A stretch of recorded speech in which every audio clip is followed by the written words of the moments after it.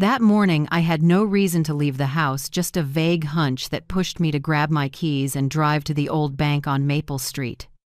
As I walked in, I saw my daughter-in-law, Brianna, in a cream suit, talking to the branch manager. She was holding a stack of medical papers, her voice clear. "She's no longer mentally competent. The doctor has confirmed it." I froze, as if every sound around me vanished. Then a cold truth slammed into my chest. She was plotting to take everything my husband and I had built over 40 years, but Brianna had no idea what I did next that morning would make her pay dearly for every lie. If you're still listening, tell me where you're watching from. Every comment you leave is another mark in this journey. And if this story has touched you, don't forget to hit like so it can reach even further. I'm Marjorie Hale, 69 years old, a widow for almost 7 years. I live in a small white house in the suburbs of Portland, Oregon, where my husband Robert and I once planted rose bushes along the porch.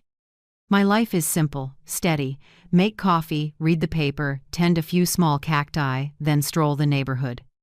I never imagined I'd witness what I did that morning, my own daughter-in-law, standing in a bank, calmly burying my dignity and freedom with a stack of forged documents. Before I walked in, I thought I'd just stop by for a few minutes to check the savings we'd opened back when Robert was alive. I still prefer banking in person over online, partly because I like talking to real people, and partly because I can feel a little of our shared memories there. Everything seemed normal that day. Sunlight through the glass, the smell of coffee from the machine behind the counter, the receptionist's friendly smile. I had no idea that a few more steps would take me straight into a nightmare. I recognized Brianna immediately. She stood about 20 feet away, poised, blonde hair neatly pinned up, her voice crisp like a speech she'd practiced. Beside her was Mr. Jenkins, the branch manager I'd known for years. I used to send him a Christmas card every year. Today, he was listening intently, nodding along. I slowed down and slipped behind the divider between two teller counters. I wasn't trying to eavesdrop. Instinct kept me from moving closer. I heard Brianna continue, "We just want to make sure Mom's assets are protected. She doesn't recognize many family members anymore. Dr. Whitmore recommended we move forward with legal guardianship before there's a financial risk." I nearly stopped breathing. Dr. Whitmore? I've never seen any doctor by that name. A chill ran down my spine. Through the gap between the panels, I saw her open the file and present it to Mr. Jenkins, an obvious stamp, signatures, medical forms. She added, with practiced sympathy, "This has been very hard for us, but it's necessary." "We?" I repeated silently. "So Daniel knew about this too?" My son, the one who held me when his father died, who promised I'd never be alone now, silently letting his wife stage this entire con. The room went blurry, as if someone had sucked the air out of it. My heart pounded, my hands shook. I gripped my purse strap to steady myself. In my head, I heard Robert's voice, "Don't let anyone lay a hand on what you worked for." I took a deep breath. I couldn't just stand there. I stepped out. The flat heels of my shoes clicked sharply on the polished tile. Heads turned. Mr. Jenkins looked surprised. Brianna whipped around. For a second, her face went pale, then snapped into a fragile smile. "Mom? What are you doing here?" Her voice caught, stiff and unnatural. I straightened, clutching my bag. "I came to check my own accounts," I said, calm enough to surprise myself. "And you seem to be doing that for me?" The lobby's air went heavy. Mr. Jenkins glanced between us, clearly uneasy. Brianna tried a smile. "Oh no, you've misunderstood. I was just making sure everything's safe. The doctor said you've been—" I cut her off, firm. "I've never seen any doctor named Whitmore. And I haven't authorized anyone to handle my finances. It seems we have a serious mix-up here." Mr. Jenkins cleared his throat and turned to Brianna. "Miss Brianna is Mrs. Hale, correct?" Brianna faltered, looking down at the folder, then up again with a shaky smile. "There must be a misunderstanding. I was just Trying to get things ready in case she gets confused. My voice dropped harder. Confused? Like confusing my actual signature with this one? I held out my hand for the documents. Sensing something wrong, Mr. Jenkins passed them over.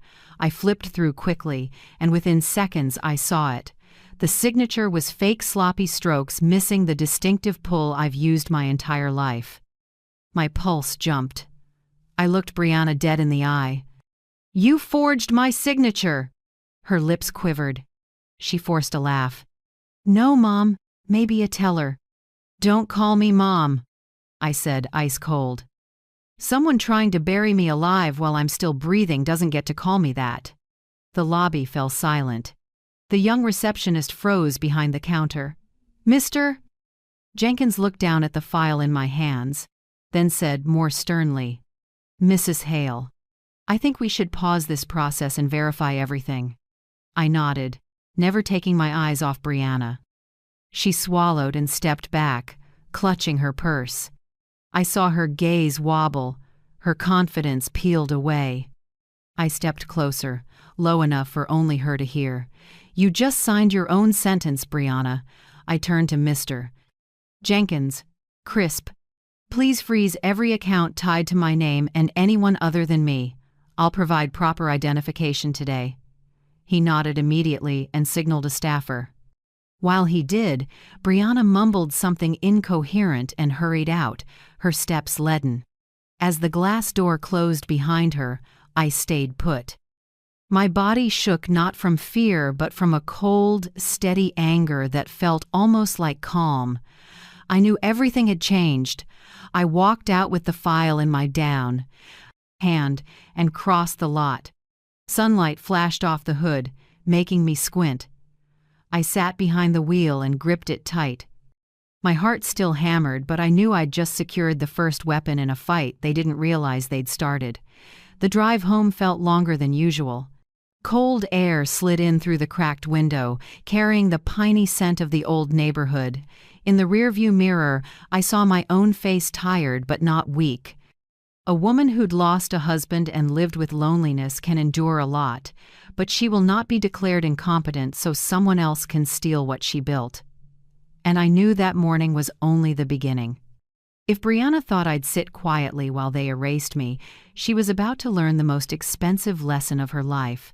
Never come for a woman you think is frail when she still remembers every number, every signature, and every secret in the bank.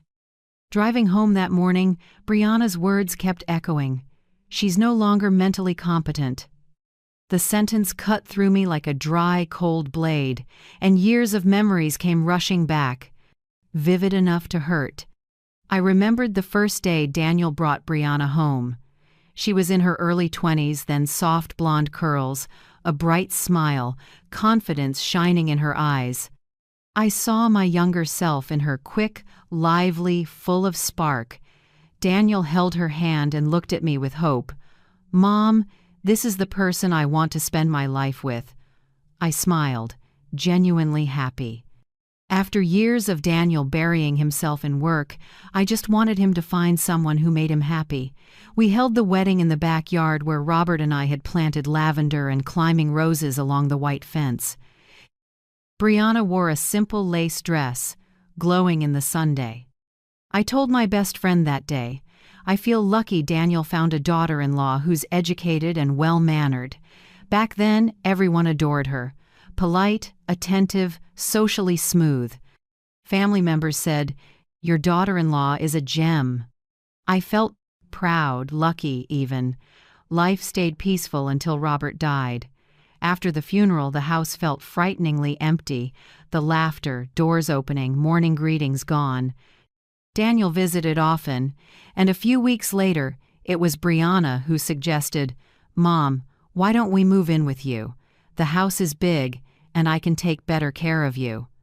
I was surprised, touched. Not many people these days choose to live with their mother-in-law. I asked, "Are you sure?" "I don't want to be a burden." Brianna smiled, touching my shoulder. "Not at all, Mom. We want to be close." I believed her. I believed the way mothers do when they want to see the good in their children. So they moved in. At first it was pleasant. Brianna woke early, made breakfast, asked if I wanted tea or coffee. She called me Mom, in a sweet, sincere tone that made it hard not to respond. Evenings, the three of us ate together, talking about work, neighbors, and memories of Robert. Sometimes I'd look at Daniel smile and feel a rare peace. "You can rest now, Robert." Brianna even encouraged me to get out more. She signed me up for a senior yoga class nearby and bought me a new teal sweater. One fall evening on the porch, I told stories about the old days when Robert and I started our tiny accounting office. Daniel leaned on his wife's shoulder, smiling. The warm porch light over the three of us made me think I'd found home again. Then, like all things too good to be true, the changes crept in. It started small. One night, when I went to pay the electric bill, Brianna said, "Mom, let me do it. I'm used to these websites, no risk of typing something wrong." She sounded reasonable. I nodded, help is help. A few weeks later, she said, "Let me reorganize your financial papers, Mom. I can consolidate accounts so they're easier to track." "Everything's online now." I hesitated, but Daniel chimed in. "Let Brianna handle it, Mom. She's great at this." She studied finance. So I gave her the file cabinet key, then, little by little, my online banking passwords. All because I trusted that a daughter-in-law helps her mother-in-law. At first, she reported every expense. She printed statements, left them on the kitchen table, even used pink sticky notes. Plumber, $85. Car insurance, $140. I appreciated the neatness. I even told a neighbor, "I'm so lucky my daughter-in-law handles everything. I don't have to worry." I didn't realize I was cutting the last thread between me and my autonomy. Time passed, and the help became habit. Every new bill, "I'll handle it, Mom. You rest." Then she started retrieving my bank mail. She said, "Mail's mostly ads now. I'll screen it first, saves time." I nodded, unconcerned. I trusted too much. One morning I checked the mailbox earlier than usual, empty. Brianna stood in the kitchen holding a few envelopes. She flinched when I walked in, then forced a smile. "I was going to bring these up for you." I smiled back, not suspecting a thing. Daniel got busier out early, home late. Brianna ran the house, meals, finances, repairs, taxes. I felt like a guest in my own home, but told myself, the kids want to help. Nothing wrong with that. Late one night, trying to confirm a routine checkup, I found my bank email password had changed. I asked Brianna. She smiled. "I updated security." "Don't worry, I saved everything." I nodded, though something felt off. I pushed the doubt away. But the truth is, every time I gave up a small bit of control, I handed Brianna a bigger piece of power. I remember New Year's Eve when I wanted to donate to Robert's favorite charity. Brianna stopped me. "Mom, wait until the new year. We've got lots of expenses at the end of the month." I stayed quiet. For the first time in my life, I felt like I had to ask permission to use my own money. Only when I sat in that bank and saw her holding papers with my name stamped on them did I realize this had been set up for a long time. Every small step, every sweet word, every dutiful gesture, just a polished cover for a scheme I helped enable.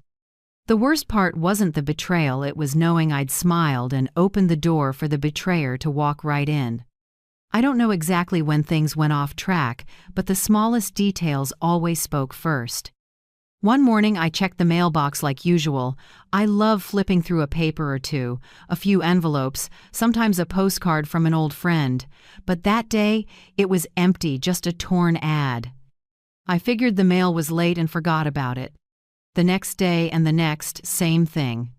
I asked Brianna, "Have you seen my mail?" "It's been a week, no bills or notices." She answered lightly, "They probably switched to electronic, Mom. I set that up so nothing gets lost." I nodded, it made sense. But when I asked for statements or forms to sign, she said, "Don't worry, I printed everything. I'll hold on to it so it doesn't get misplaced."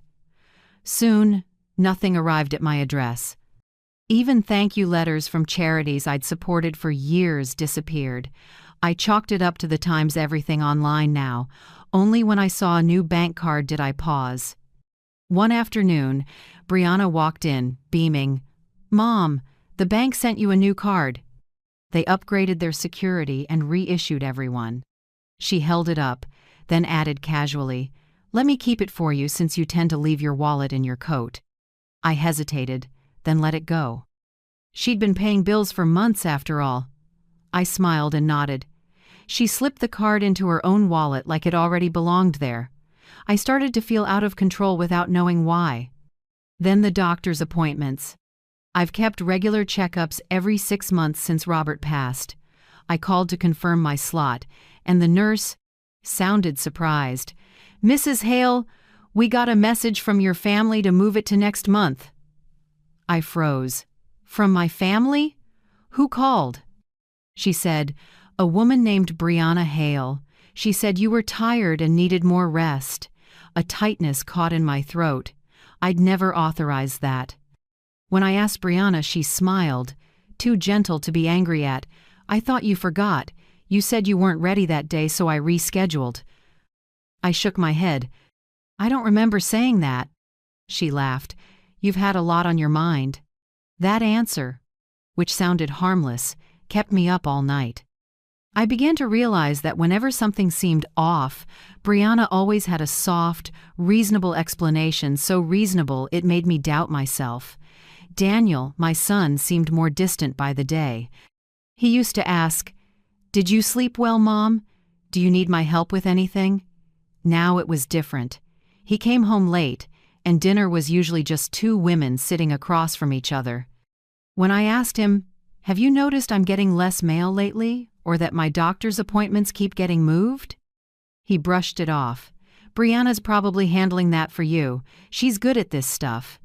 His voice was flat, not a hint of concern. I looked at my son and felt my throat tighten. Did he not know, or did he choose not to? Then one day, I stumbled onto something I couldn't talk myself out of. That afternoon, I went to the bank alone to take out some cash for a gift for my granddaughter. The teller I knew pulled up my account, looked at the screen, and said, "Would you like to confirm the transfer from last Tuesday?" I frowned. "Last Tuesday? I didn't make any transfer." She turned the screen toward me. "A receipt for a transfer of $2,800 to an account under the name Hale Consulting LLC. I'd never heard of it. At the bottom was my signature, or more accurately, a clumsy version of it. My skin prickled, my heart raced. I asked for a printed copy and took it home. That evening I showed it to Brianna and asked, "What is this?" "This statement shows a company I've never heard of." She glanced at it and gave a thin smile. "Probably a bank error. I'll call them tomorrow and get it fixed." Then she slipped the paper out of my hand so fast I couldn't hold on to it. "Don't worry, Mom, everything's safe." I studied her face, trying to find a hint of embarrassment or remorse. Nothing. Calm, almost confident. That night I sat alone in the living room, the warm light falling on the family photos on the wall. In one frame I'm smiling between Daniel and Brianna, their hands on my shoulders. Back then, I thought I had everything. Now, looking again, all I saw was something hollow and unfamiliar. I started thinking about the old days, me and Robert working late in our tiny downtown Portland office, my hands always ink-stained while he made me coffee. We built every dollar with sweat and trust. And now, in just a few months, a young woman was taking it all piece by piece with polished charm and caring words. From that day, I paid closer attention. I quietly checked the file cabinet. Several folders were gone. Some envelopes I'd tucked away in a drawer had vanished. And the bank card? Brianna still kept it for me. I realized I no longer truly knew what was happening with my own finances. Every time I looked in the mirror, I saw a woman being pushed to the edge of her own life. Not by shouting or force, but by sweetness, by words so gentle they numbed my defenses. That's when I began to understand. Not everyone who takes from you breaks in through the door. Some walk in with a smile and a warm "Mom." And only when it's too late do you see they didn't come to love you, they came to take your place in your own home. Nothing special happened that morning. The Oregon sky was a rare, clear blue after days of rain, the first rays slipping through the curtains onto the polished wood floor. I made coffee like usual, turned on the local radio, and heard about a traffic jam on the Morrison Bridge. Everything was normal until something felt very wrong. A low restlessness pressed in my chest, like someone whispering that I had to go somewhere, right now. I tried to brush it off, telling myself it was just the fatigue of age. The more I tried to ignore it, the louder it became, a quiet, stubborn call. I set down my cup, grabbed my keys. Maybe I just need some air, I told myself. No makeup, no change of clothes, just my gray cardigan and the soft-soled, worn shoes I wear to the market. I didn't know where I was going, but my hand had already turned the key and started the old Subaru. Instinct took me to the Maple Street branch, the small bank where Robert and I had saved for more than 40 years. That place held so many memories.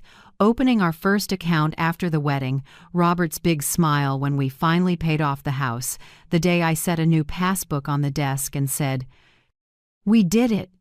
I parked beside the row of maples just turning yellow. Sunlight flashed on the building's large glass, reflecting my shadow on the pavement. I stepped out, pulled my sweater tight, and felt a cool breeze slip through my hair. It was so quiet I could hear twigs snapping under my heels. The glass door opened. The air smelled faintly of coffee and freshly printed paper. Everything was just as I remembered. The light wood reception desk, the carefully vacuumed blue carpet, and the photo behind the counter, serving our community since 1974. But within seconds, I knew something was wrong. At the far end by the branch manager's desk stood a woman, and I'd know that posture anywhere: Brianna. She wore an elegant cream suit, blonde hair pinned high, makeup flawless enough to erase any trace of fatigue. Beside her stood Mr. Jenkins, the branch manager who sent flowers when Robert passed. He was bent over a thick file Brianna had set down, while she spoke in a voice that was soft, confident, completely composed. I stopped behind the stone column near the entrance, not ready to say hello. From there, I heard every word Brianna said. "Mrs. Marjorie Hale is no longer able to manage her finances," she said softly but clearly. "Her physician has confirmed progressive cognitive decline, so we just want to finalize legal guardianship. It's all in her best interest." It felt like someone yanked the rug from under me. My breath caught. For a moment, I didn't know if I was awake or dreaming. Mrs. Marjorie Hale, my own name, echoed through the familiar lobby like they were talking about someone dead. Brianna went on, even offering a polite smile. "Here's a copy of the medical record. Dr. Whitmore confirms mild dementia and recommends limiting independent financial activity." I watched her open the file and hand it to Mr. Jenkins. White paper, a round red stamp, a sloppy signature. Even from a distance I could read the first line: "Patient, Marjorie Hale, 69 years old." I went numb. That was my name, my age, and they were twisting my life. In that moment, the pieces of the last few months snapped into place like a cruel puzzle. No mail at home, a new bank card, rescheduled appointments, and now this paper, the final piece I didn't want to see. A cold ache spread through me. I felt like I wasn't standing on the floor anymore, like I was watching from above as my daughter-in-law, the one who called me Mom, calmly erased me from my own life. Brianna kept talking in that steady, administrative tone. "We don't want the accounts to be abused. She's forgetful at times. This is just to protect my mother-in-law." Protect. She said it with pity, and I heard the sweet poison in her words. I looked around. A few customers sat waiting, no one paying. Attention. Only me, the person truly on trial without being in the courtroom. I wanted to step out and shout that I was lucid, that this was fraud, that Dr. Whitmore didn't exist. But my feet felt nailed to the floor. My hand trembled. I gripped my pocket to steady it. I heard Mr. Jenkins's voice. "I understand, Miss Brianna. We just need to verify a few details before we transfer authority." I closed my eyes for a second. A flash Robert's gentle smile in our small kitchen years ago. "Never let anyone else hold the title to what you've built." I opened my eyes, took a breath, and felt anger rise steady, no longer afraid. For the first time in my life, I knew what it meant to be betrayed by someone you trusted completely. I tightened my grip on my purse and walked toward the desk. My heels struck the tile in firm beats. A few people turned. Brianna kept talking, unaware I was almost there. I had only one thought. If she could write me out of my own story, then right here where she chose to bury me, she would face the truth. So I took one more step, ready for the confrontation that, I later realized, changed everything. The air in the lobby felt thick. I stood at the entry, inhaled, squared my shoulders, and moved forward. My steps weren't just footsteps, they were the start of a fight. Heads lifted, conversation stopped. Morning light flashed on the glass, throwing a long shadow of me across the stone floor. Brianna stood by the manager's desk, still holding the pen she'd just used. At the sound of my steps, she flinched and turned. For a split second, her face froze, then melted into a flimsy smile to hide the panic. "Mom, what are you doing here?" Her voice was dry and strained, like she was trying not to choke. The branch manager, Mr. Jenkins, looked unsettled.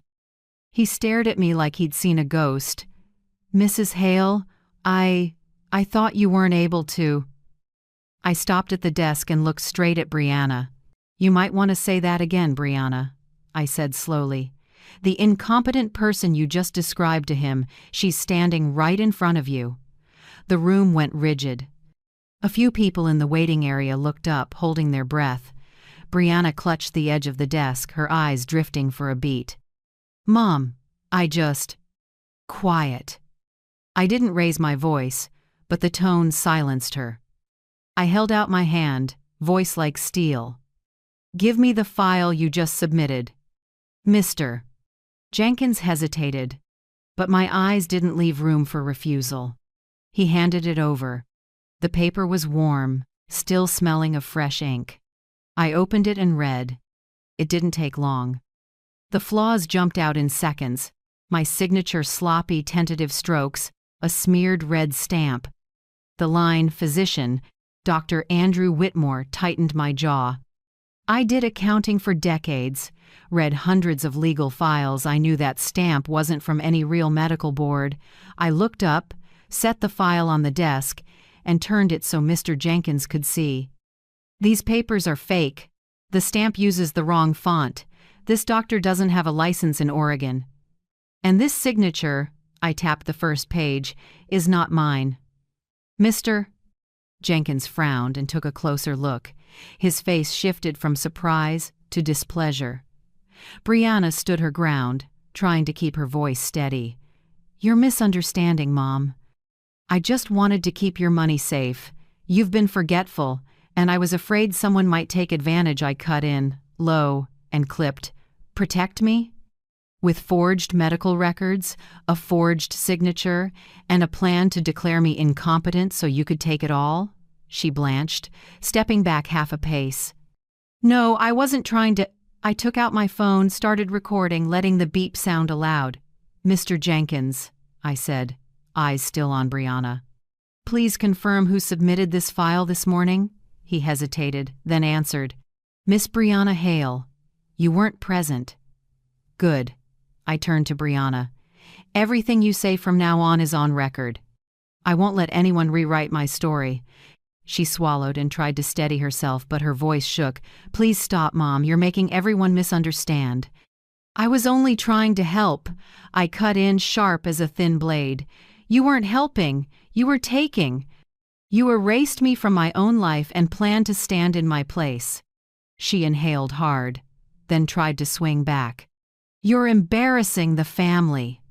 People will think I'm a terrible person." I met her eyes, cool. "No need to think. Now they know." A murmur spread through the lobby. Tellers pretended to work but kept glancing over. "Mr." Jenkins motioned to a staffer, likely to call legal. I stood tall, eyes never leaving Brianna. "I want every one of my accounts frozen immediately, including any joint accounts with her name. And Mr. Jenkins, please prepare a written incident record. I'll sign and take a copy for my attorney." He nodded, face grave. "We'll take care of it right away, Mrs. Hale." I heard the rapid clacking of keys, then a printer. Brianna sank into a chair, chalk white. She forced out a weak line. "You'll regret this. You're tearing this family apart." I answered, low and measured. "No, Brianna. Truth doesn't destroy a family. Only lies laid as its foundation do." She broke into tears. Not out of remorse I knew too well, but out of fear. Fear of what she couldn't control anymore. "Mr." Jenkins handed me the file stamped for temporary hold, his tone formal. "You can take this to your lawyer. We'll send the originals to Regional for legal review." I took it and tucked it neatly away. Then I looked at Brianna one last time.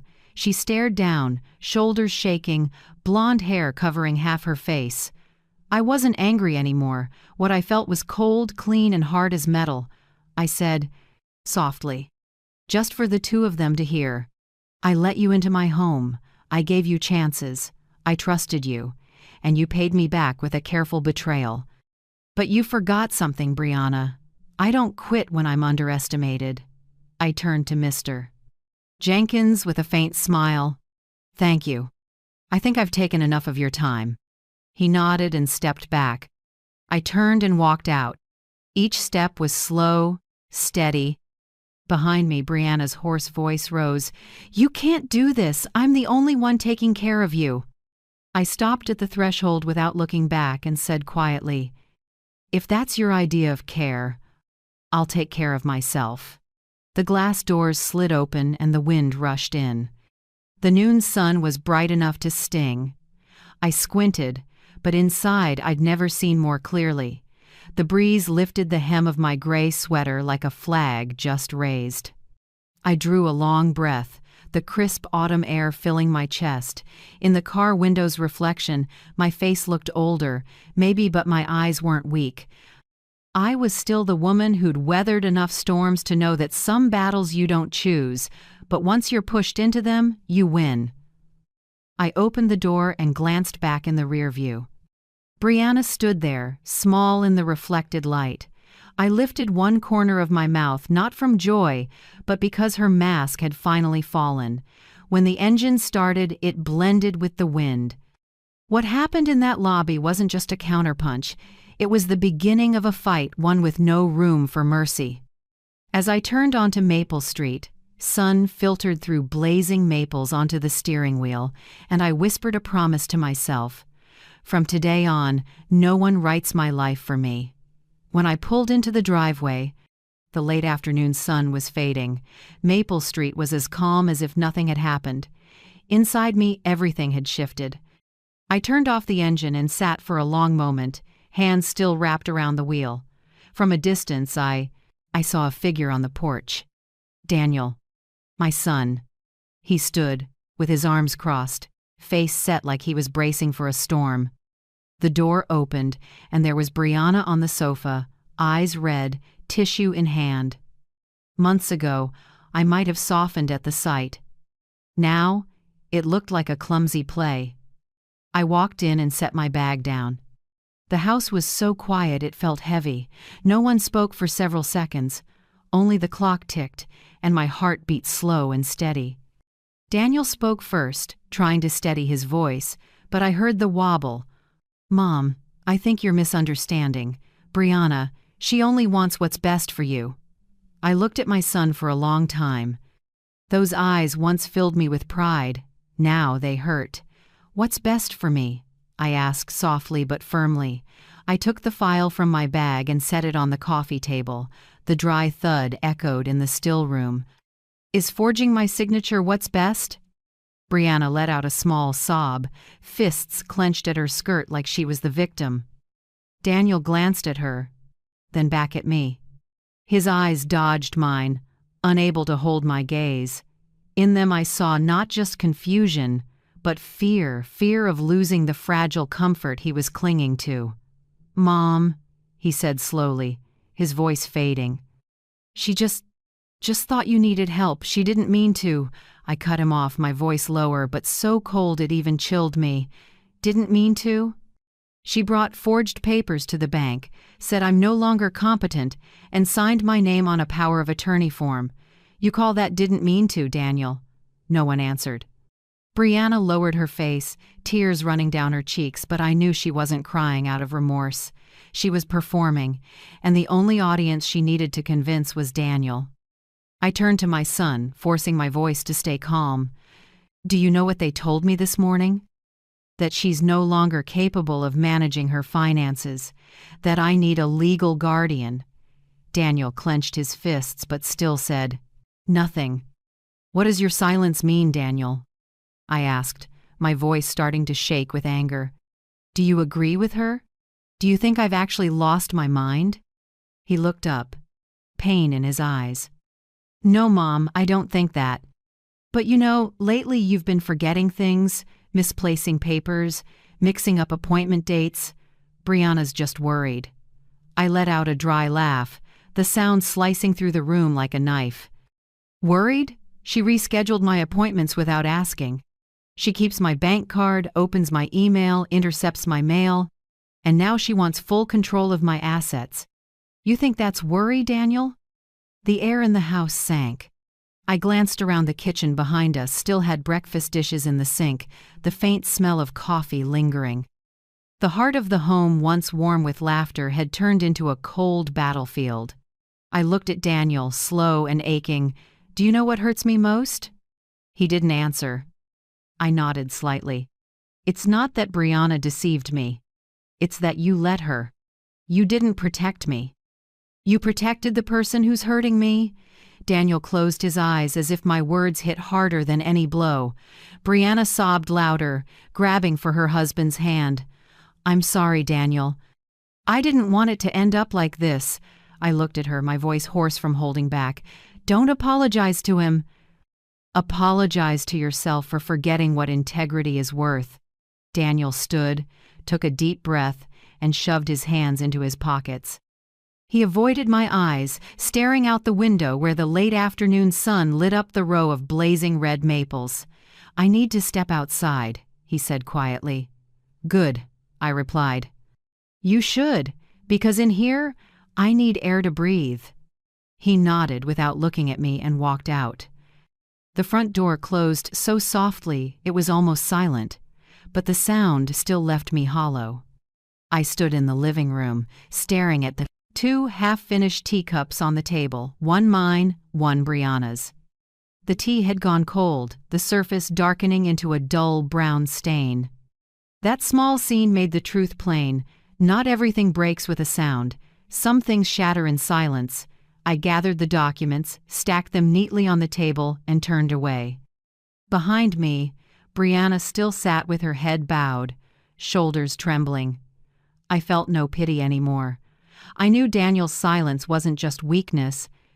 It was a choice, a cruel choice between two women, his wife and his mother, and he chose the one who knows how to play fragile instead of the one who raised him. As the last light of day slid across the floor, I stood in the kitchen where my family's laughter once echoed. Now, there was only the sound of wind slipping through the doorframe.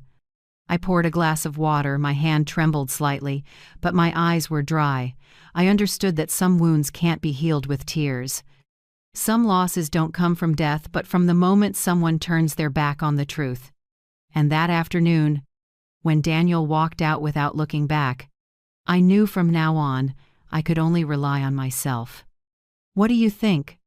What happens when the person you trust most is the very one who forces you to become stronger than you thought you could be? Share your thoughts in the comments. I truly want to hear your perspective. That night, I couldn't sleep. The house was still, with only the clock ticking in dry, steady beats, like time scratching at my chest. I sat by the window, looking out at the front yard where the streetlight spilled onto a thin crust of thawed snow. The quiet wasn't peace, it was the pause before a storm. Outside, the wind hissed softly through the maples. I wrapped a wool scarf tighter and stared at the home I'd lived in for more than 40 years. Every corner, every photo on the wall, every teacup with an old lipstick stain witnesses to a life of hard work and honesty. And yet in just a few, for months, it could all be erased by a forged paper and a few lies. I let out a smile without joy. If Brianna thought I'd sit still and lose, she was badly mistaken. I stood and walked to the wooden cabinet by the dining room where Robert kept an old safe. No one knew what was inside, not even Daniel. I knelt and wiped the dust from the dial. The numbers had faded, but my hands remembered the sequence muscle memory carved by years. A soft click sounded as the lock released. Inside were a few old notebooks, a velvet box with Robert's wedding ring, and a small black USB drive. I picked it up, my palm cold. This was the key to everything Robert and I had built: shares in the old logistics company, investment certificates, and even the hidden accounts Robert used to call for emergencies. When he died, I had planned to seal it all away, but now that my daughter-in-law wanted to erase me from my own life, the emergency had arrived. I sat down, plugged the USB into my laptop. The screen lit up and folders appeared one by one: Hale Holdings, Maple Street Property, Trust Account, Nora, all intact. I opened each file, skimming numbers, e-signatures, and stock transactions only Robert and I knew. Every line was now a weapon. I opened my notebook and wrote a list of what to do. 1. Check the status of shares at Hale Holdings. 2. Freeze all joint accounts. 3. Transfer temporary control to the attorney. 4. Compile evidence of forgery. By the last line, my pen shook. Not from fear, but from loneliness. The only person I could trust now was Pauline, the attorney who'd worked with us for over 20 years. I reached for my phone and checked the time. It was close to 11 p.m., but I knew she would be awake. Pauline never sleeps early. After 3 rings, she picked up. Her voice was steady and low, even at that hour. "Marjorie, calling this late, what happened?" I took a breath and told her everything. Every detail: the bank incident, the fake documents, Daniel's silence, Brianna's tears. I left nothing out, and on the other end, Pauline listened without interrupting. Now and then I heard the light scratch of her pen. When I finished, her voice came back, calm but firm. "I know you're strong enough not to break, but right now, the most important thing is not to react loudly. Let them believe you're weak." I frowned. "You want me to pretend?" "Not pretend," Pauline said. "Strategy. The quieter you are, the more careless they'll be. You need time to gather proof and prepare a counterclaim. I'll recheck Robert's paperwork, especially the hidden accounts no one knows about. We'll make sure they never see it coming." I sat quietly for a while, looking out the window where the moonlight reflected on the glass.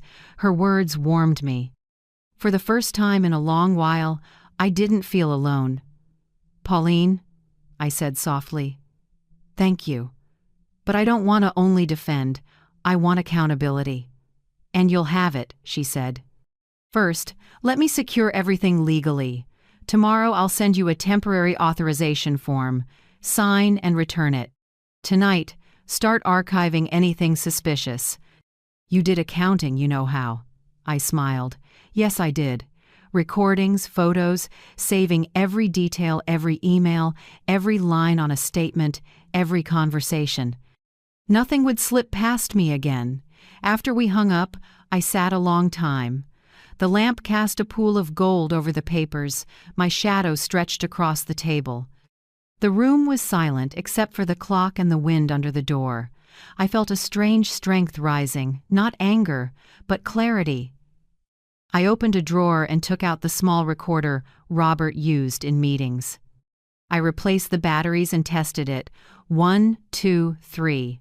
My voice sounded clear and steady. I slipped it into my pocket with my phone. Before bed, I opened the laptop again and created a new folder. I named it Aurora because Robert used to call me that whenever he said, "You shine brightest when cornered by darkness." I locked the USB back in the safe, turned the dial, and heard the familiar click. Then I stood and looked around the dim room. Everything looked the same, but I knew that from tonight on, every step I took would have purpose. Brianna thinks I'm just a frail old woman. Daniel thinks I'll endure in silence. Neither understands that when a mother is betrayed, what she loses isn't trust, it's mercy. And when the first morning light touched the window, I was ready for the quiet war. I was about to start not with shouting, but with evidence, numbers, and recordings sharp enough to cut. That night, I sat and watched the sunrise, whispering a promise only I could hear.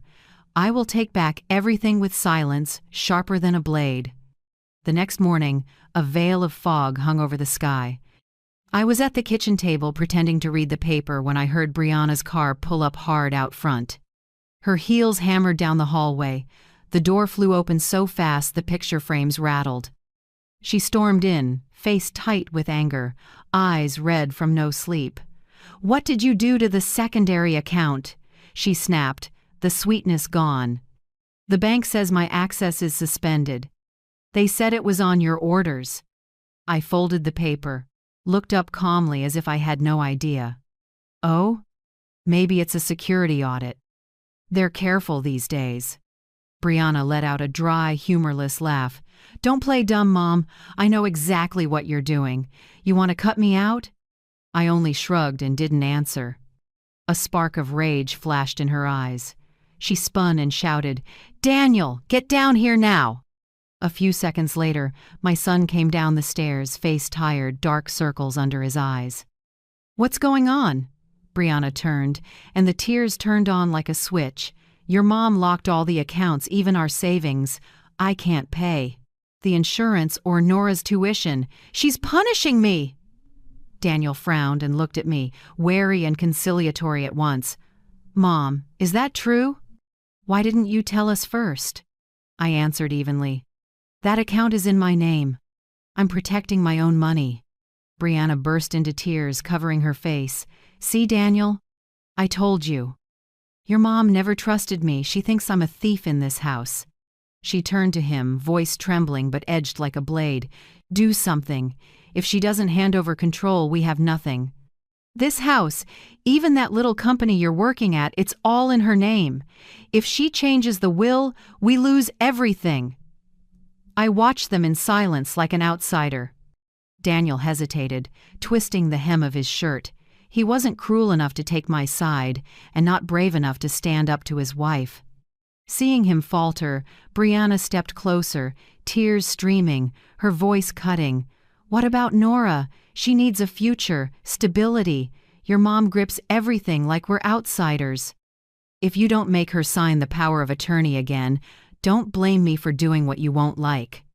I recognized the threat instantly. It wasn't the first time I'd seen her use tears to manipulate. But this time I didn't feel pain, only the clarity of watching her slide deeper into the trap she set. Daniel dropped his gaze, voice small. "I'll talk to Mom."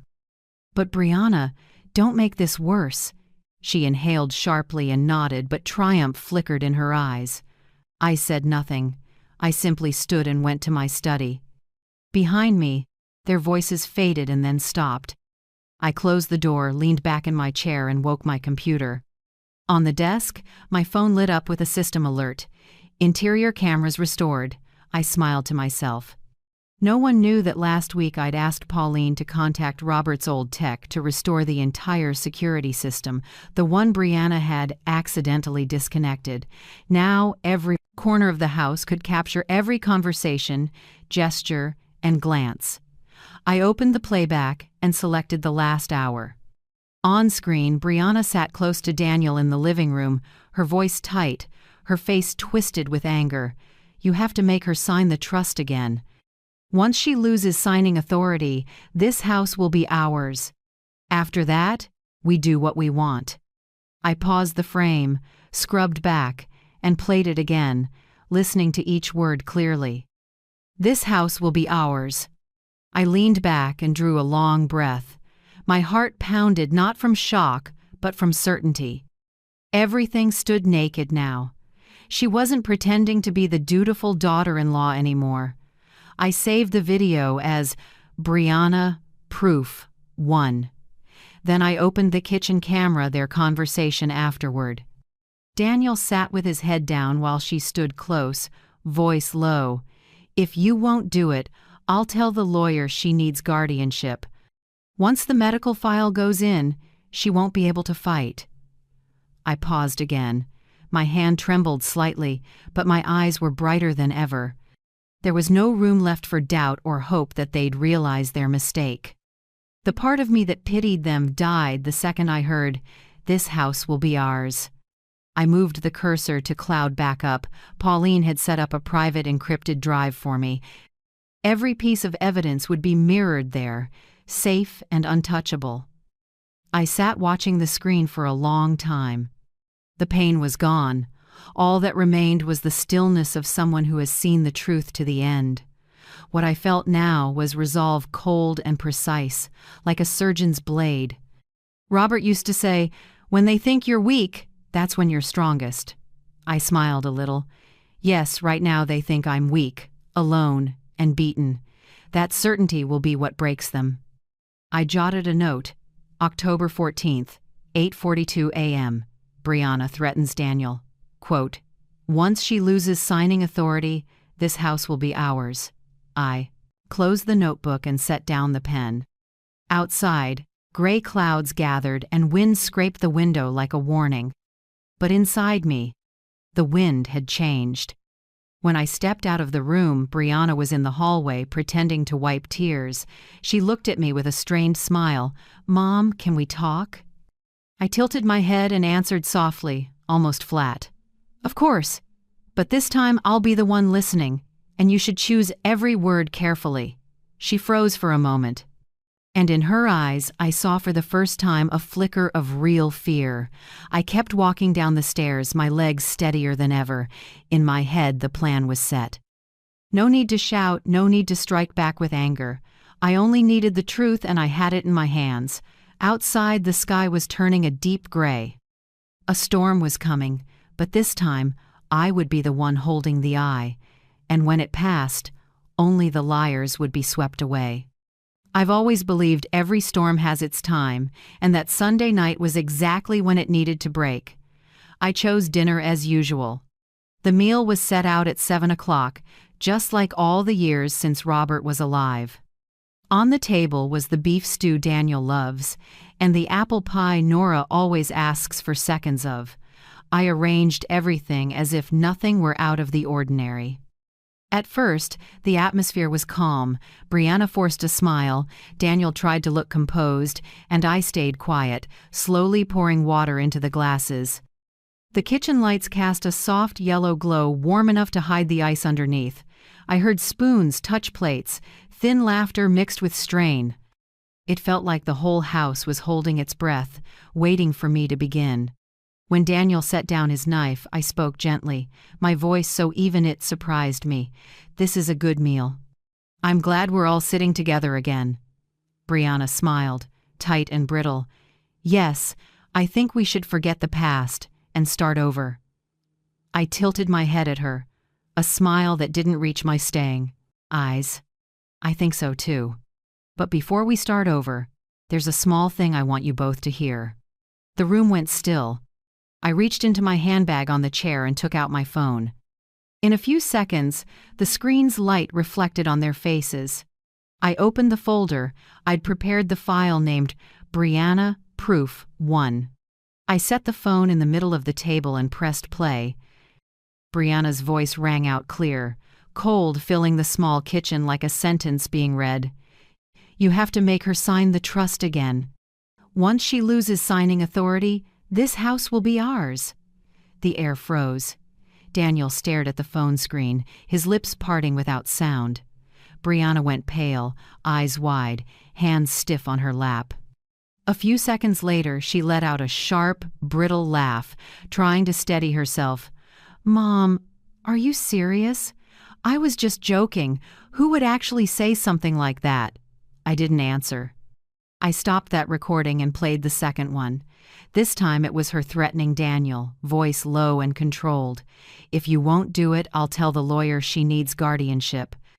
Once the medical file goes in, she won't be able to fight." I paused and looked straight at Brianna. "Also a joke?" No one laughed. Daniel sat frozen, hands on the table, his face bone white. I watched his eyes flick between me and his wife, like someone waking up in the middle of a nightmare. I opened my bag and pulled out a thick folder.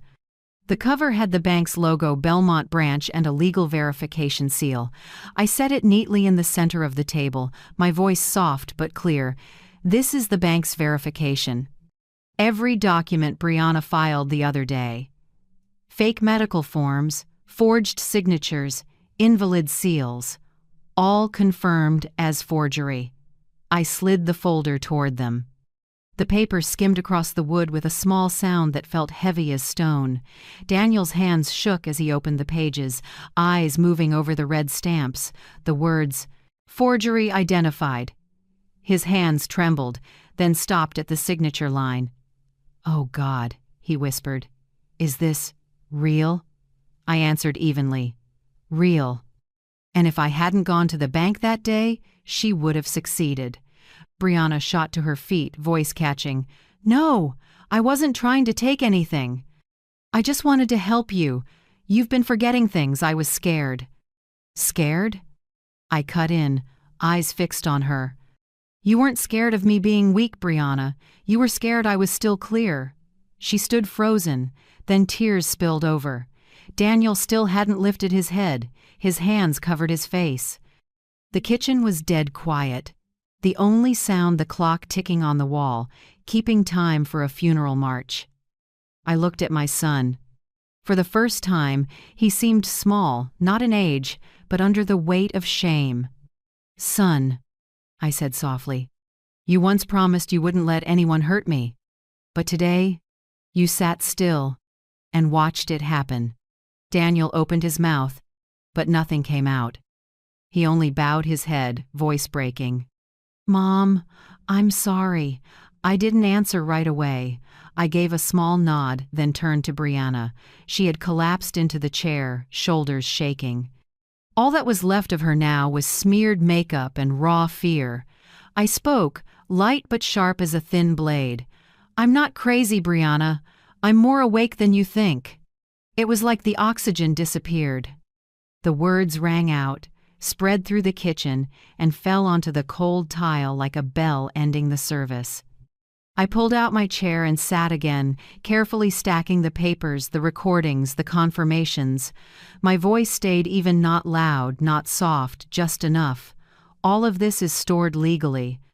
One copy at my attorney's office, one in a secure drive. I don't need to shout, and I don't need to beg anyone to believe me. The truth knows how to speak for itself." Daniel was silent for a long time. Finally, he lifted his head, eyes red, and murmured, "I didn't think. Brianna, why did you do it?" Brianna looked at him, sobbing. I was afraid of losing everything. Your mom never shares. She always acts like she's the only one who's right. I just wanted a little control, a little security." I looked at her and sighed. "Security? You can't build security on lies, Brianna. You can buy comfort, but you can't buy back trust once it's gone." She dropped her head and cried like a child. Daniel just sat there, eyes empty, hands limp. I stood and gathered the papers, my voice barely more than a breeze. "I won't call the police tonight. But tomorrow morning, I'll be with my attorney. I can't live with you two for one more day." No one stopped me. Only Brianna's muffled sobs trailed behind. I walked to the sink, laid my hand on the cold stone, and looked out the window. Beyond it was the garden Robert used to tend, now swallowed by the dark. In the glass, I saw my face older, harder, but no longer trembling. Behind me, I heard Daniel say softly, like someone who'd just lost something precious, "Mom, I don't know what to say." I turned back and smiled, light as air.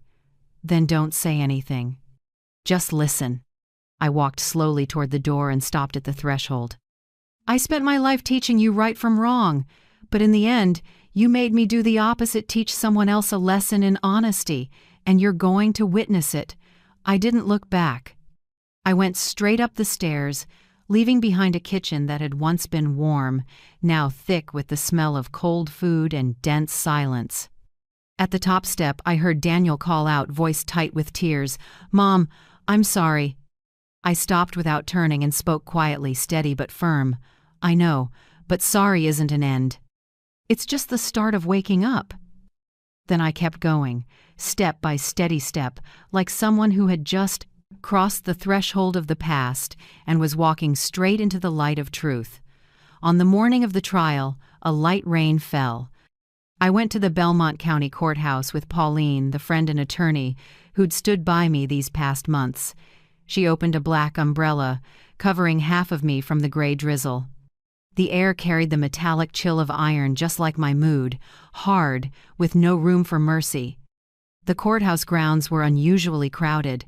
A few local reporters stood outside, taking notes and photos. News of the inheritance fraud case where a mother was betrayed by her daughter-in-law had spread over the past few days, drawing curiosity. I didn't look at them. I walked slowly, my old black shoes hitting the stone steps in solid, certain taps. Pauline laid a hand on my shoulder, her voice low and firm. "You made it here, Marjorie, now let justice speak." I nodded. In my hands was a thick file, every piece of evidence, from recordings and videos to bank statements, numbered and neatly sealed. Each page was the result of sleepless nights under a warm lamp, writing down every small detail. When we entered the courtroom, Brianna was already there. She sat beside her own attorney, hair perfectly styled, makeup meticulous, but her eyes couldn't hide the panic. Daniel sat behind her, not at her table. My son's face was gaunt, like he'd aged 10 years in a few weeks. The judge was Eleanor Fitch, a woman around 60, stern but fair. When she struck the gavel, the sound split the room in two, truth on one side, lies on the other. Pauline stood and spoke briefly but sharply. "Your Honor, my client, Mrs. Marjorie Hale, was exploited and deceived by her own daughter-in-law, Brianna Hale. This individual forged medical records and signatures and used my client's bank accounts to attempt to seize her assets, in clear violation of elder protection laws and financial fraud statutes." I sat still, eyes on the bench, not looking at Brianna, but I heard her quick, shallow breaths, and I felt a tightness in my chest. Not pity, regret for someone who destroyed herself with ambition. Brianna's attorney stood, talking fast, trying to sound calm. "Your Honor, my client acted out of genuine concern. She believed her mother-in-law was experiencing cognitive issues and simply wanted to manage finances to avoid risk. This was a misunderstanding. There was no intent to steal." Pauline gave a faint smile, the kind that belongs to someone who already knows she'll win. She opened her case and set a small USB drive on the evidence table. "If it was a misunderstanding, then let the court hear my opposing party's own voice." The room went silent. When the recording played, every word cut the air like a blade. "You have to make her sign the trust again. Once she loses signing authority, this house will be ours." Brianna's voice filled the courtroom, clear, cold, precise. No one spoke, only the sound of rain at the windows. Judge Eleanor raised an eyebrow and leaned forward. Pauline played the second clip, Brianna's threat to Daniel. "If you won't do it, I'll tell the lawyer she needs guardianship. Once the medical file goes in, she won't be able to fight." When it ended, there was nothing left to say. Brianna sat frozen, hands clasped together, shaking. The judge looked at her, voice stern. "Miss Hale, is that your voice?" Brianna swallowed hard, lips trembling. I don't remember." Maybe someone edited, Eleanor cut in, firm. Forensic audio confirms no edits. The voice is a 100% match. Do you have anything else to add? No reply.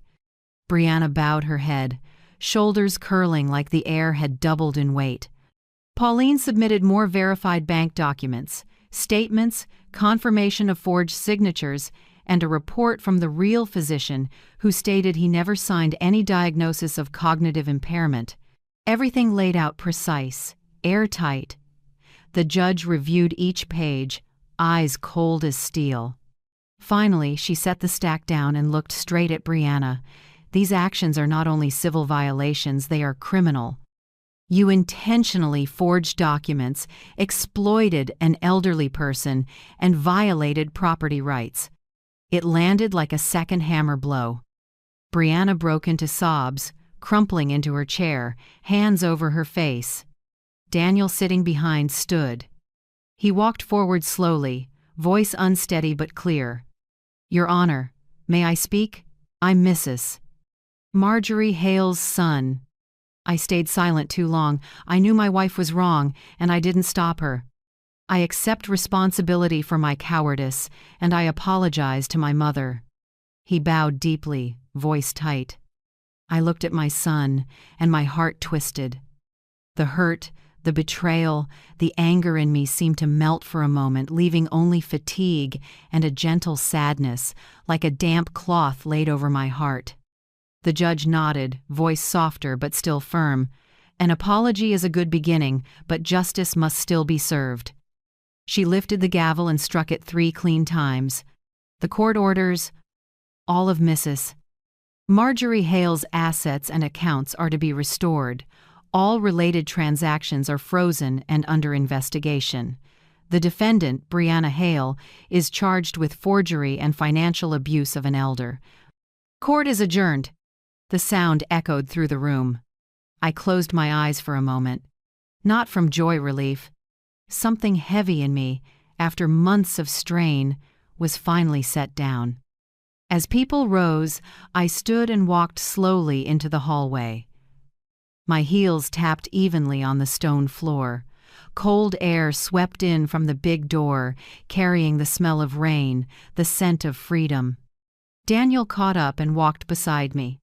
He didn't speak, just walked, his hands clenching and unclenching. At last he said, low and hoarse, "Mom, I'll take care of Nora, and I'll fix what I broke." I stopped and looked at him. You don't need to fix the past, Daniel. Live so Nora doesn't have to repeat it. He nodded, eyes wet. Brianna was led out of the courtroom, hands shaking, face drained. She glanced back, lost. I didn't look at her. I turned away and stepped out the big door. Outside, the rain had stopped. The clouds were thinning, and late sunlight angled through the wet leaves. I drew a deep breath, my chest lighter than it had been in months. Pauline came out and gently took my hand. Justice was late, but it came. I smiled, eyes on the end of the rain-wet street. Yes, some wounds don't need revenge, only proof that we were right. I walked down the courthouse steps, the wind tossing my silver hair. Traffic hummed in the distance, life falling back into its ordinary rhythm. And in the middle of it, I no longer felt like a victim. I was a survivor, standing steady in the wreckage, carrying the calm of someone who had won herself back. That day, for the first time in months, I wasn't afraid. I felt only freedom, the kind no one can ever sign away again. 2 weeks after the trial, on a late afternoon with sunlight spilling gold across the lawn, I heard a gentle knock. When I opened the door, Daniel stood there thinner, eyes hollow, his shirt wrinkled like he'd walked out of a storm that wouldn't end. He was quiet for a few seconds, then spoke softly. "Mom, can I come in?" I nodded and stepped aside, letting him into the small lakeside house I'd just moved into. It was peaceful here, only a 10-minute drive from town, but just far enough to breathe without the past chasing you. Daniel sat down, hands locked together, unsure where to begin. After a while he said, "Mom, I know it's over, but I can't live with myself if I don't say this." I sat across from him, waiting. He took a breath, voice shaking but honest. I was manipulated, Mom. Brianna knew how to make me feel guilty, to make me believe that if I didn't take her side, I was a bad husband, a bad father. I didn't see that I was losing you piece by piece. I looked at my son, and I wasn't angry anymore. Just a soft sadness, like wind across the water. I spoke quietly, slow as breathing. No one controls a person with a conscience, Daniel. They only use your silence. And you let silence speak for you for too long. He bowed his head, his knuckles whitening. I know, and I'll spend the rest of my life making it right. I just hope you'll let me be your son again. I stood, walked to him, and laid a hand on his shoulder. You've always been my son. Sometimes we have to walk through loss to see who's truly still there. His eyes filled. When he left, I watched until his car disappeared behind the trees along the shore. Relief spread through me, not because I'd forgiven, but because I no longer carried resentment. I started over at 70. This little house by the lake used to be the getaway Robert and I bought back in the 80s. Now it's truly home. Every morning I wake before the sun has time to slip through the curtains. I roll out my yoga mat in the living room, breathe deep, and feel the cool air on my skin. Some mornings, the lake lies under a light veil of fog. I sit by the window with a cup of peppermint tea and turn the pages of a book. The only sounds are sparrows calling on the porch and the whisper of wind through the curtains. That feeling quiet, whole, completely free was something I never truly had in all those years of being a wife, a mother, a woman who endured.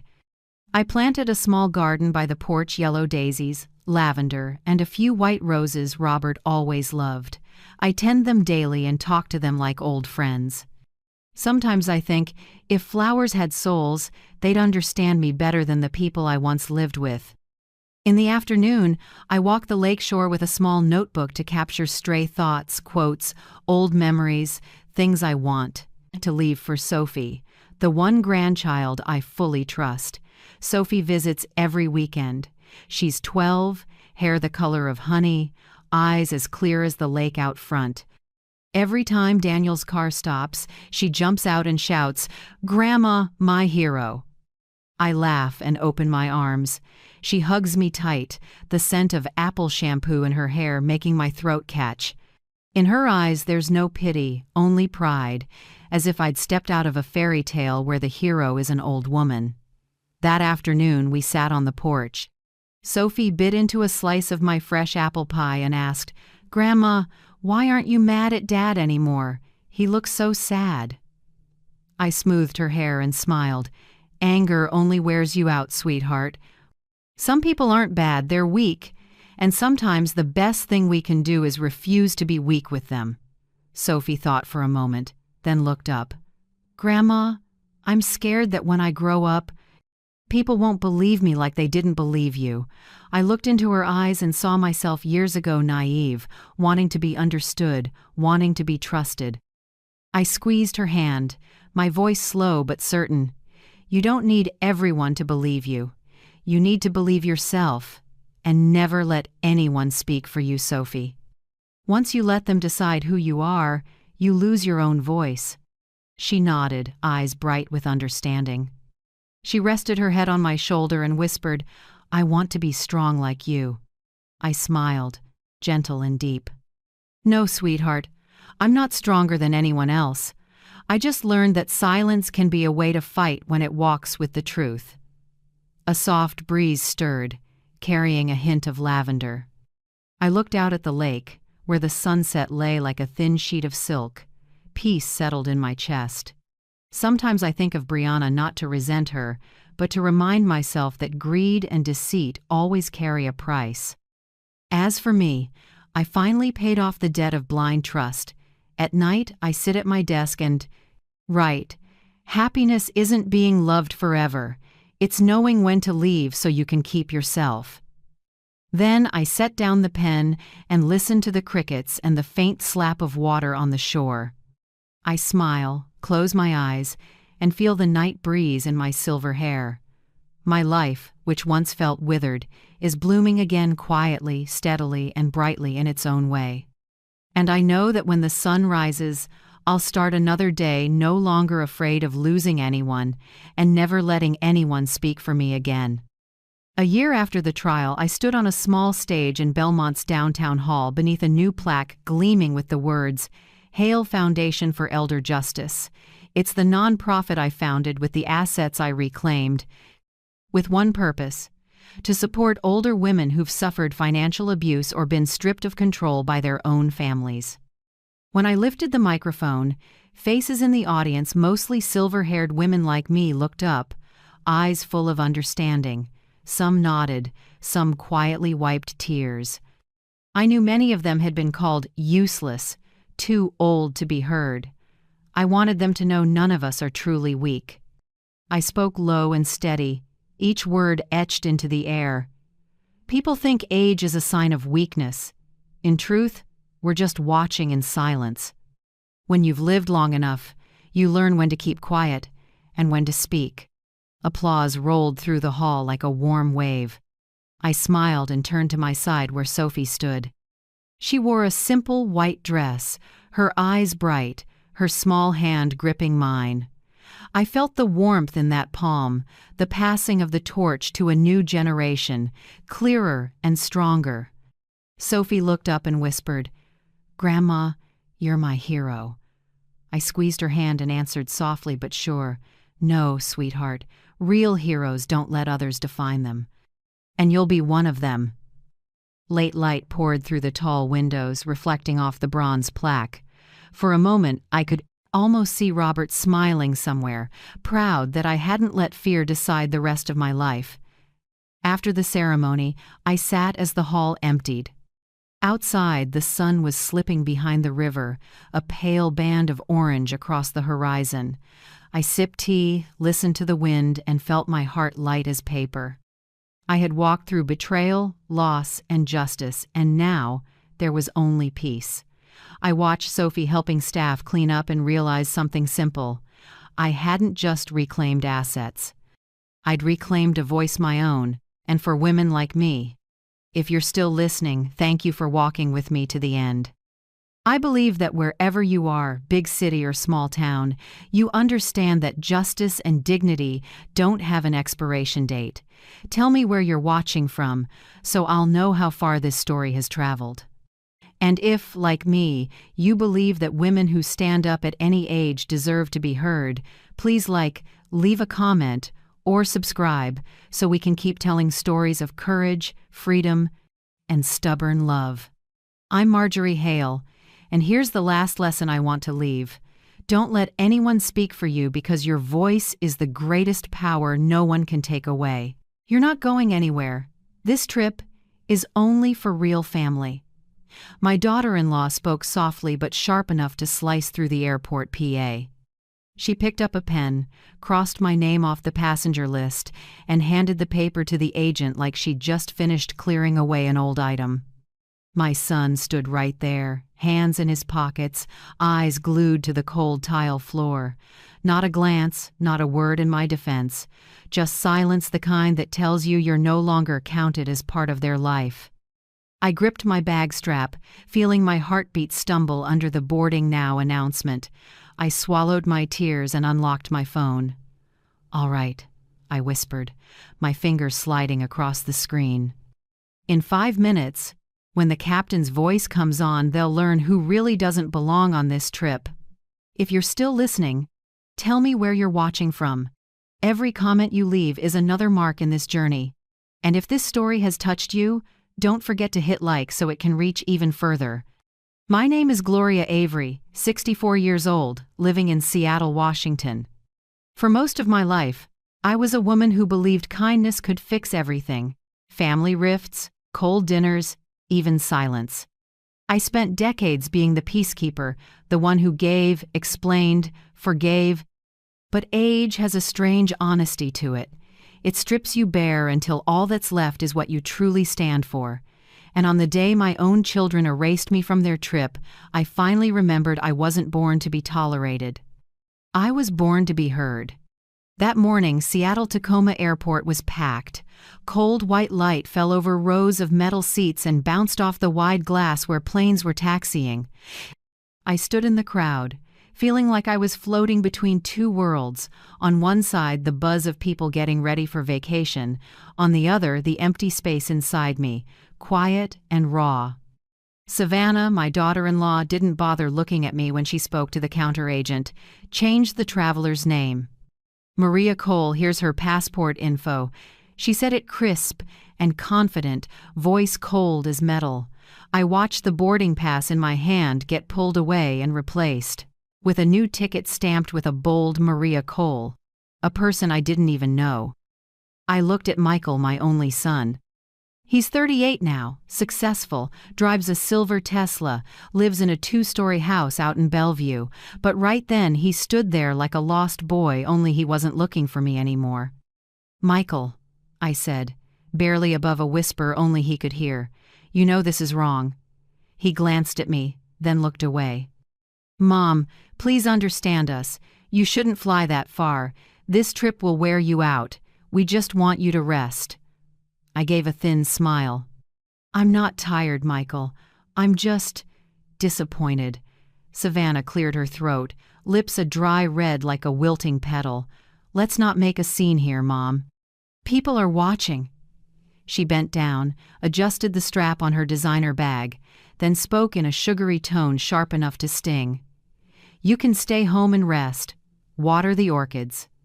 This trip really isn't appropriate for your age. Lots of activities, lots of moving around, you know. Not appropriate for your age" felt like a pair of shears cutting the last thread tying me to my self-respect. I looked around and saw people still laughing, carrying kids, pulling suitcases, hugging goodbye. No one noticed a woman being stripped of her right to exist by a few light words from her own family. I stood still, feeling the air around me thicken. For a second I swore I heard my heart crack. Not because I was cut out of the trip, but because the child I raised chose to do nothing. Indifference sometimes is crueler than an insult. I took a deep breath. The smell of roasted coffee from the nearby Starbucks slipped into my lungs. It pulled up mornings when I woke early to brew coffee for Michael when he was a broke college kid, before credit cards, before a pretty wife or a big house. I remembered our tiny kitchen, his warm hands on my shoulders when he said, "I'll take you everywhere, Mom." And now, here I was, at the threshold of that everywhere with no room for me. I swallowed my tears. No, I wouldn't cry here, not in front of Savannah, not in front of Michael, not under anyone's pitying stare. I quietly turned and stepped aside. I opened my purse and took out my phone. On the screen, the Sky Harbor app appeared, a little icon I'd hidden in a private folder Michael didn't even know existed. I tapped it. 3 years ago, after my husband Thomas passed, I found something he'd left me, something I still hesitate to call an asset. Thomas was an aerospace engineer who worked over 40 years at Sky Harbor Airways. I always thought he was just mid-level management. But in a bank safe, next to the death certificate, was a file proving I owned the controlling stake in Sky Harbor, the second largest private airline on the West Coast. Thomas had written in a letter, "If the day comes when someone treats you small, remember, you don't need anyone to grant you a seat. You own the plane." I never thought I'd use it, until now. My finger slid across the screen. An icon lit up. "Contact Victor Lang, CEO, Sky Harbor." An automatic prompt popped up. "Protocol A12 initiated. Confirm owner identity?" I pressed yes. My heart pounded so hard I could almost hear it. A soft tone sounded, "Verification successful." I looked out at the runway where sunlight glinted off the fuselage bearing the Sky Harbor logo, my airline. Irony, I thought. They're about to fly on my plane, be served by my employees, sip champagne bought with my dividends, and still believe I'm their burden. I sat at a window seat near the gate and watched lines of people file through. A blonde little girl laughed as her dad lifted her and kissed her mom's cheek. The sight cinched my chest. I used to have a Michael like that, a boy who ran toward me, eyes bright, shouting, "Mom," whenever I showed up at the school gate. I wondered when that boy turned into a man who couldn't meet his mother's eyes. Savannah tugged Michael's arm, her voice low but ruling. "Let's go, boarding." Michael looked back. His eyes skimmed over me for a second. A quick, heavy look that felt like an apology too thin to say out loud. I didn't respond. I just nodded. As they walked through the gate, the PA chimed. "Passengers on Sky Harbor Flight 218 to Maui, please prepare for departure." I watched the plane roll toward the runway, and in my chest, the heat of pain cooled into something cold and clear, like ice, but no longer weak. I reopened the app and saw Victor had replied, "We received the signal. Would you like a special announcement on flight SH218, Mrs. Avery?" I smiled to myself. "Yes, Victor. Let the captain know the owner of Sky Harbor is monitoring that flight, and I'd like to send my greetings to 3 very special passengers." I set the phone down and leaned back. Outside, the engines rumbled. Light flashed across the glass. I looked at my reflection in the window, a 64-year-old woman's face, tired, but with a surprisingly calm gaze. Some moments don't need a loud comeback, just a quiet smile and a reversal already lifting into the sky. As the plane took off, I whispered inside, "Thomas, do you see? I'm still here." And this time, they won't forget my name. 3 weeks before that airport morning, I truly believed my life was turning a page. I remember it was a Friday afternoon. Outside, Seattle drizzled. Drops slid down the window frame, reflecting the soft yellow from the desk lamp I turn on when I read. I was making a cup of chamomile tea when the phone rang. Michael's name lit up. My heart dipped. He doesn't call unless it's important. "Mom," he said, unusually upbeat. "Savannah and I are planning a family vacation, this time with you. We want you to come." I froze for a few seconds, hardly believing it. "Really, Michael? After all these years?" He laughed on the line. "Really? Maui? Ocean? Sun? A resort? You need to get out a bit. I want you to be happy." That sentence tightened my throat. It had been so long since Michael said he wanted me to be happy. I answered, voice trembling, "I'd love to go." "Thank you. Thank you." When the call ended, I stood there, phone to my chest, tears falling without me noticing. Outside, the drizzle kept up, but inside me warmth spread like sunlight. I set down the tea, opened the closet, and pulled the old suitcase from the attic. The blue case was dusty from the last trip Thomas and I took to Alaska almost 10 years ago. I brushed it off and smiled. "We're going again, Thomas." That night I went online to find cushioned walking shoes with soft soles so my heels wouldn't ache. I read a stack of reviews, chose the white pair, and added a tropical print silk scarf to the cart. I pictured myself walking on the beach, hair lifting in the breeze, Michael smiling, Savannah chatting. It all felt so peaceful. The next day, a text came from Savannah. Even written, her tone carried that cool, flat note. "Mom, before we go, could you help water the balcony plants and keep an eye on a few packages? I'm worried deliveries might get lost. Thanks in advance." I reread it a few times. "Before we go?" I smiled, slightly confused. I'd be going with them, not staying behind. Then I told myself she probably misspoke. I didn't want to think poorly. I didn't want to pop this fragile bubble of joy. I replied gently, "Sure, I'll help. But please send me the departure time so I can pack accordingly." The chat only showed seen. No reply. I soothed myself. She's probably busy. I'm always looking for reasons to feel lighter. That's a habit of mothers who've loved too much. The next day I bought a coral sundress. The clerk said the color suited my skin and made me look younger. I believed her. I snapped a photo and sent, "Put it in the family group." Savannah replied with just 2 words. Looks nice. No emoji, no compliment. And Michael didn't reply at all. A small emptiness slipped in. Then I found another reason. He's in a meeting. Savannah's busy planning. I chose to trust like I always do. In the days after, I kept preparing. I stopped by the pharmacy for vitamins and motion sickness meds, sorted everything into small bags. I picked up little gifts. A bergamot perfume for Savannah, a linen shirt for Michael, a Hawaiian doll for my granddaughter Lily. I wanted everyone happy so this trip wouldn't have any distance. One afternoon I visited my best friend June Park, Korean, widowed like me. When I told her about the trip, her eyes narrowed a bit. Did Savannah call to invite you herself? No, Michael did. Has she said anything to you since? I did get a text asking me to water plants and sign for packages, but maybe it was a mix-up. June shook her head and put a hand on my shoulder.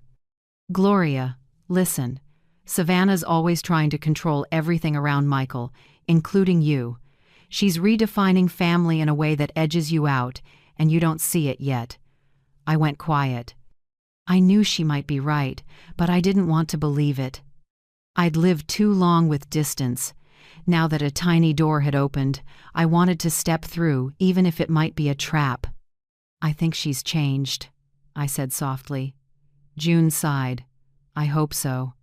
That night I sat on my bed and replayed Michael's message, this time with you. I listened over and over, smiling. One sentence was enough to make me forget every doubt. I wanted to believe my son was still that little boy just influenced by his wife. A mother always wants to believe the best, even when her heart already knows the truth. I texted Michael again. Please remind me of the flight time so I can book a taxi early. I'm excited. Message sent. No read receipt. A day passed. Then 2. Still nothing. On the 3rd evening, Savannah called. Her voice was even and felt like she was reading notes. Hey, Mom, the trip's all set. I emailed the itinerary. Please check. I asked, what time do we fly? I'll send the details later. Oh, and could you sign for an Amazon package tomorrow? I put your name down as the recipient. I smiled tight. All right, Savannah. Thanks, you're the best. Her voice as sweet as honey to mask the bitter. I set the phone down and looked around the quiet house. I've spent my life making this place a home for family, yet more and more I felt like a tenant. Even so, I wouldn't think the worst.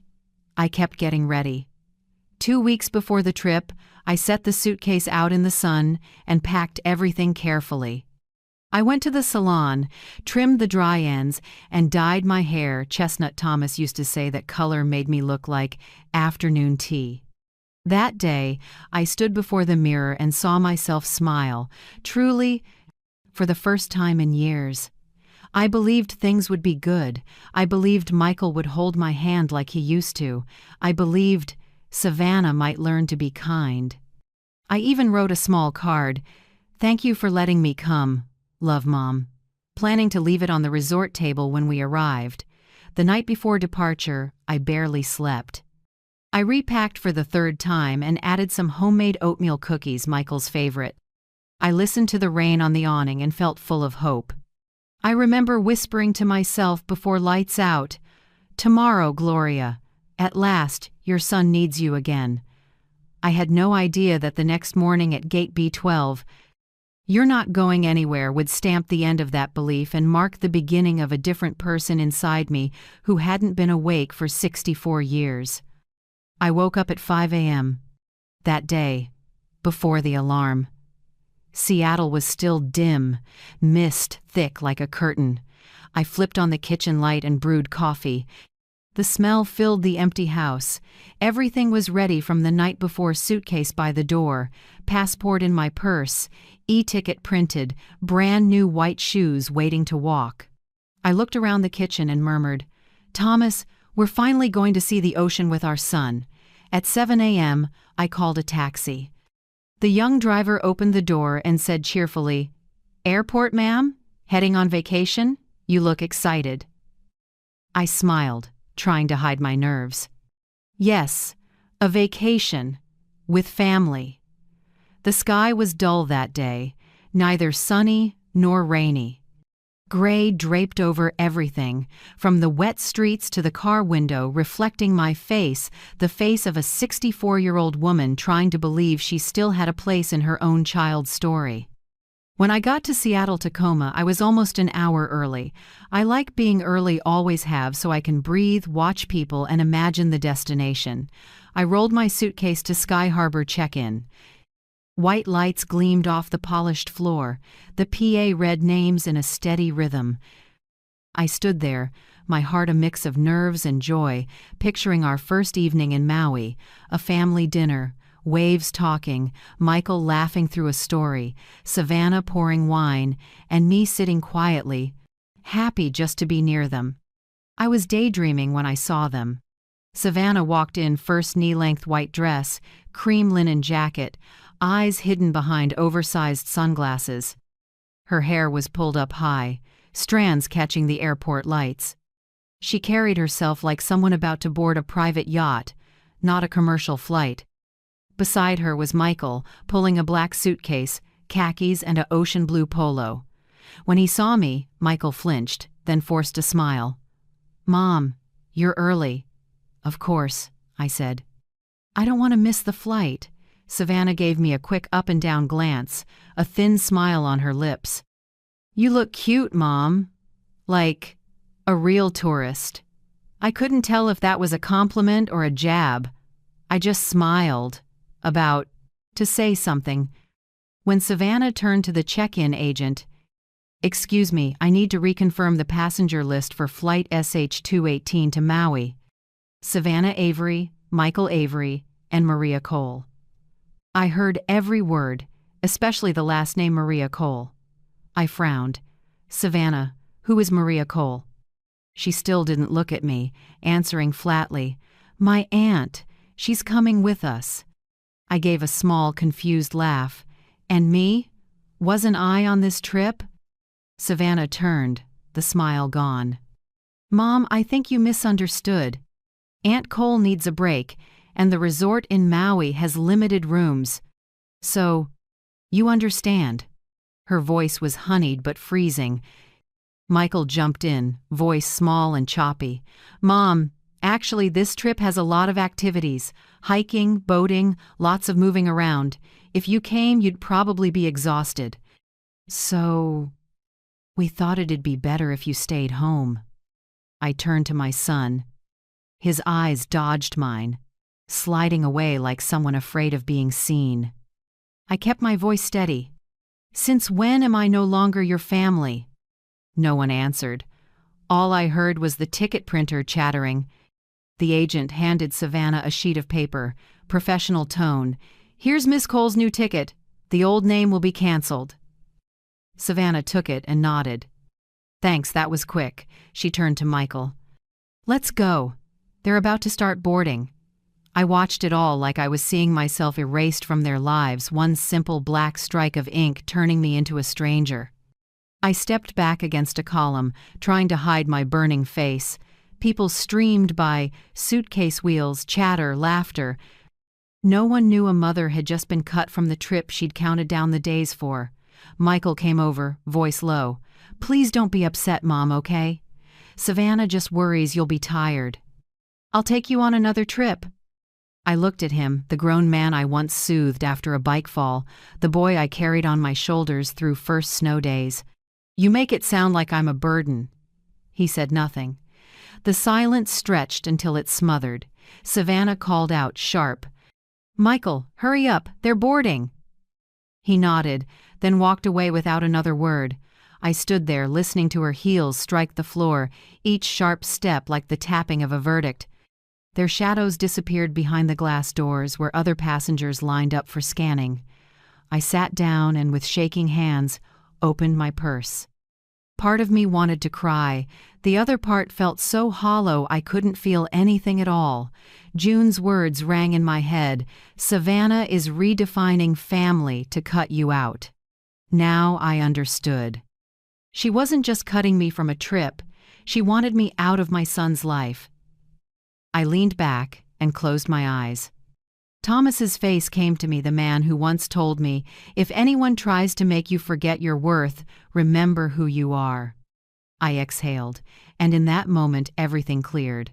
I didn't feel ashamed. I didn't feel humiliated. Instead, a cool, steady light moved through my veins. I reached into my purse and pulled out my phone.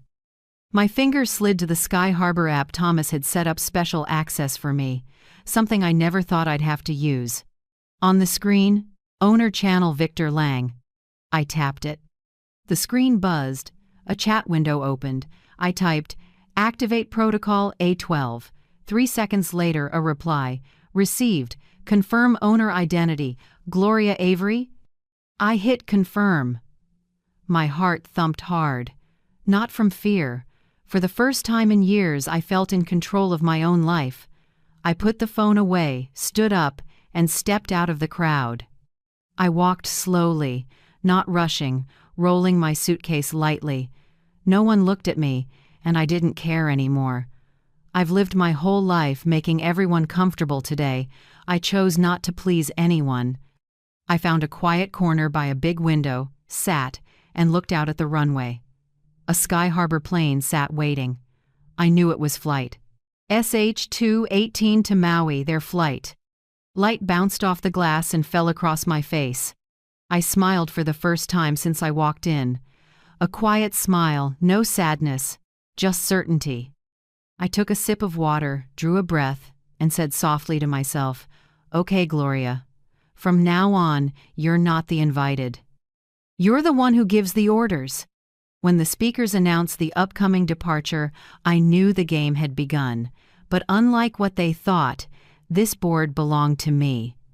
I remember Thomas's last afternoon like it was yesterday. Rare Seattle sunlight tilted through our bedroom window, laying a honey-warm glow over his silver hair. He held my hand, hands tanned by a lifetime with metal, now dry and light as a leaf. "You'll be okay if I go first," he said, voice rough but firm. "I know you're stronger than you think." I laughed and wiped my tears. "How can I be strong without you?" He just shook his head. "You'll see. I've set everything up, just wait for the right time." It was the last time I heard his voice. 3 days later, he passed in his sleep. No struggle, no pain, like he'd simply stepped into another room. After the funeral, when everyone had gone, I sat back at our table and stared at the empty chair. For 42 years, Thomas sat there, ate dinner, told shop floor stories, and grumbled that I put too much sugar in his coffee. The house without him felt impossibly hollow. I sat there until late. Then a knock at the door. The mail carrier, with a brown envelope, no return address. The handwriting made my heart seize. "For Gloria, open when you're ready." I opened it with shaking hands. Inside was a small note in Thomas's tidy, right-leaning script. "If one day you feel belittled, pushed away from the table, open safe number 218 at Union First Bank. The code is our wedding date. And remember, Gloria, sometimes, to be respected, you have to remind them who bought the table." Under the note was a blessed metal card engraved with my name and another line, "Sky Harbor, a 12. I had no idea what it meant, figured it was some savings account Thomas left. 3 days later, I went to the bank. The manager recognized Thomas's name and took me to a private room. The small safe clicked open. Inside wasn't cash or jewelry, but a thick file and another envelope. I opened the second letter, longer, detailed, in his own hand. "My dear Gloria, if you're reading this, I'm likely gone. I know you don't care about wealth, but I need you to understand. I quietly built a foundation so you'd never have to bow your head. In 40 years at Sky Harbor Airways, I wasn't just a maintenance engineer. I began buying shares back in the 80s and gradually became a controlling shareholder. I kept it secret because I didn't want Michael to know and live off it. He needs to learn to stand on his own. All ownership has been transferred to you, the only person I trust. You'll find confirmations, powers of attorney, and a direct line to the CEO, Victor Lang." I asked them to set up an emergency protocol. A 12. When you trigger it, they'll know you want to assert control or intervene in any Sky Harbor operation. I don't know when you'll need it, but I believe someday, when someone forgets your value, you'll remember this. With all my love, Thomas. I sat frozen for a long time after reading. It felt unreal. Thomas, the simple man in worn shirts who drove a 20-year-old pickup, was the controlling shareholder of one of the biggest airlines in the West. I flipped through the file. Stock transfers, POAs, asset lists, notarized signatures. All legitimate, clear. At the end was Victor Lang's business card with a note. Call for verification, I dialed. A calm, deep voice answered. Hello, Mrs. Avery. I was told if you called, it means the time has come. We arranged a private meeting at Sky Harbor a week later. I'll never forget it. Victor, about 50, tall, sharp-eyed, respectful, handed me a packet. Everything Mr. Thomas said is true. You hold 51%. From now on, Sky Harbor is under your control. I blurted, almost panicked. I don't know anything about running an airline. Victor smiled. He knew that, ma'am. He also knew real power isn't in day-to-day operations, it's in knowing when to speak. I went home half-dazed. It felt like Thomas was still here, guiding me. I started reading. Not like a curious widow, but like someone learning her husband's second life. I learned basics, shares, powers of attorney, financials. Every night I read until my eyes burned. I wanted to understand the world he'd kept quiet so I could stand firm when needed. A month later, Victor came to my house. We sat in the living room beneath our wedding photo. He re-verified ownership with updated papers and set up a senior owner app. It let me track flights in real time, check routes, and most importantly, contact leadership anytime. I asked, why did Thomas hide this for so many years? Victor said, he told me something special. Gloria should know only when she needs to know. When she's pushed from the table, she'll realize she can buy the whole restaurant. I laughed, equal parts sad and proud. That was Thomas' light words carrying a long plan. From then on, I kept quiet. I didn't tell Michael, and certainly not Savannah. I lived the same, pension, groceries, orchids, church. Everyone assumed I was a middle-class widow. I didn't correct them. Maybe Thomas wanted me hidden so they'd show who they are before I answered. I didn't flaunt or spend. My checking account looked modest, but whenever I opened the Sky Harbor app and saw 7-figure lines move, I remembered Thomas's words. Power isn't the money. It's your silence until the right moment. Sometimes Victor sent reports. Revenue, new routes, dividends. I didn't meddle. I watched and waited. Now and then, chatting with June, I'd half joke, if someone disrespects me, I'll buy the airport. June would laugh. No need to buy it, Gloria. Just let them know who owns the runway. That line stayed with me for months. I started to change, not richer, but more certain, calmer. I no longer feared being forgotten because I knew my existence was tied to something they couldn't touch.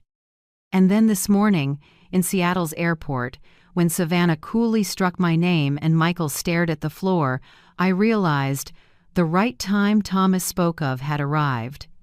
His whole life had been preparing me for this second. When I typed Activate Protocol at 12, I wasn't just triggering legal authority.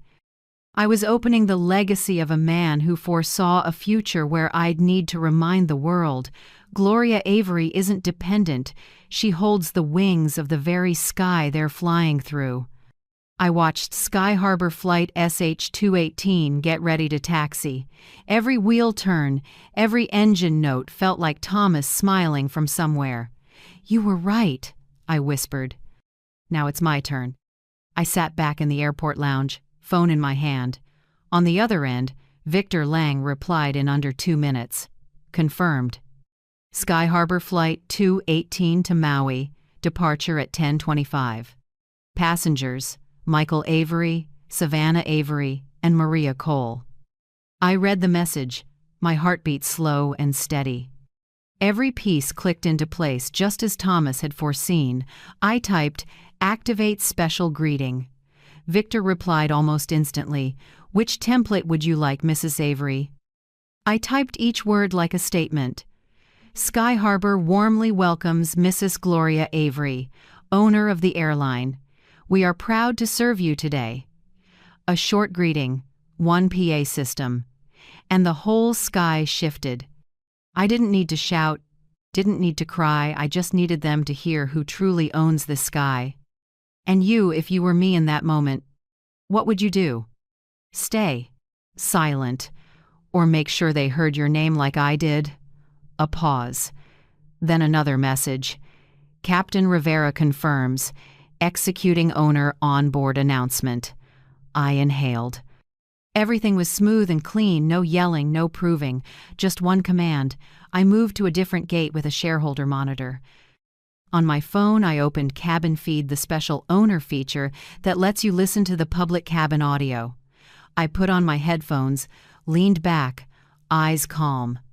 A woman's voice came through lead flight attendant, polite as always. Welcome aboard Sky Harbor Flight 218 to Maui. I could picture Savannah reclining in her seat, smug smile, ordering white wine. Michael next to her, eyes glued to his phone, avoiding his wife's gaze. And Aunt Cole busy taking photos for social media, showing off the Avery family vacation. A few quiet minutes. The engine started to hum. At exactly 10:28, the captain's voice came over the speakers, low, clear, commanding. Good day, ladies and gentlemen, this is Captain Rivera. Before departure, we'd like to extend a special greeting to Mrs. Gloria Avery, owner of Sky Harbor Airways, who has supported us throughout our growth. It's an honor to serve you today. He paused, then the airline's signature music played, polished, familiar, shimmering through my headphones. I closed my eyes. In my mind, I saw Savannah's face freeze in business class, her wine glass stopping mid-air, Michael turning, flustered, lips moving with no sound. Aunt Cole, the woman who took my seat, asking, "Wait, who's the owner?" A smile touched my lips. Not a victorious grin, but the smile of someone who endured a lifetime and finally saw justice without a courtroom. In my ears, whispers rose, passengers murmuring, a few claps. The attendant said something about safety, but I'd stopped listening. I took off the headphones and let the sounds dissolve. My phone buzzed non-stop. First text from Michael. "Mom? What's going on? They just said your name on the PA." Second one, a few minutes later. "Mom, are you joking? Savannah says it must be a mistake." Then Savannah, "Mom, there must be some misunderstanding. I think the airline got the name wrong. Let's not confuse the press." That little emoji made me chuckle sweetness to the bitter end. I typed one word, later, and turned off notifications. A Sky Harbor staffer called Professional Voice. "Mrs. Avery, the owner announcement has been executed. The captain sends his regards. Do you have any requests for the special passengers?" I looked out the glass at the plane rolling down the runway. Light rain started, tiny drops spreading across the clear pane. I spoke slowly. "Yes, I want every business class service on that flight tagged courtesy of GA, from wine and meals to the resort lounge at arrival, and make sure they know who GA is." The agent sounded slightly surprised, but stayed calm. "Yes, ma'am. We'll take care of it right away." I hung up and leaned back in my seat. In the distance, the engine started to spool up, the sound deepening and growing stronger. The plane slowly lifted off the ground, carrying with it 3 people who thought they could decide my place in this life. Outside, the leaden sky began to tear open in patches, revealing a few floating streaks of light. The rain kept falling, but finer now, gentler. I sat still, watching the plane until it was just a silver dot in the clouds. A strange calm spread through me, as if the weight of all those years of silence and endurance had dropped away in that moment. No anger, no gloating, just lightness. light enough that I could hear my own heartbeat, slow and steady. A middle-aged woman next to me noticed my smile and asked softly, "Which flight are you on? You look so happy." I shook my head and smiled. "I'm not flying. I'm just seeing a few relatives off." She nodded and didn't ask more. I packed up my things and rolled my suitcase toward the exit. Behind me, the airport announcements kept droning, calling out flights and passenger names.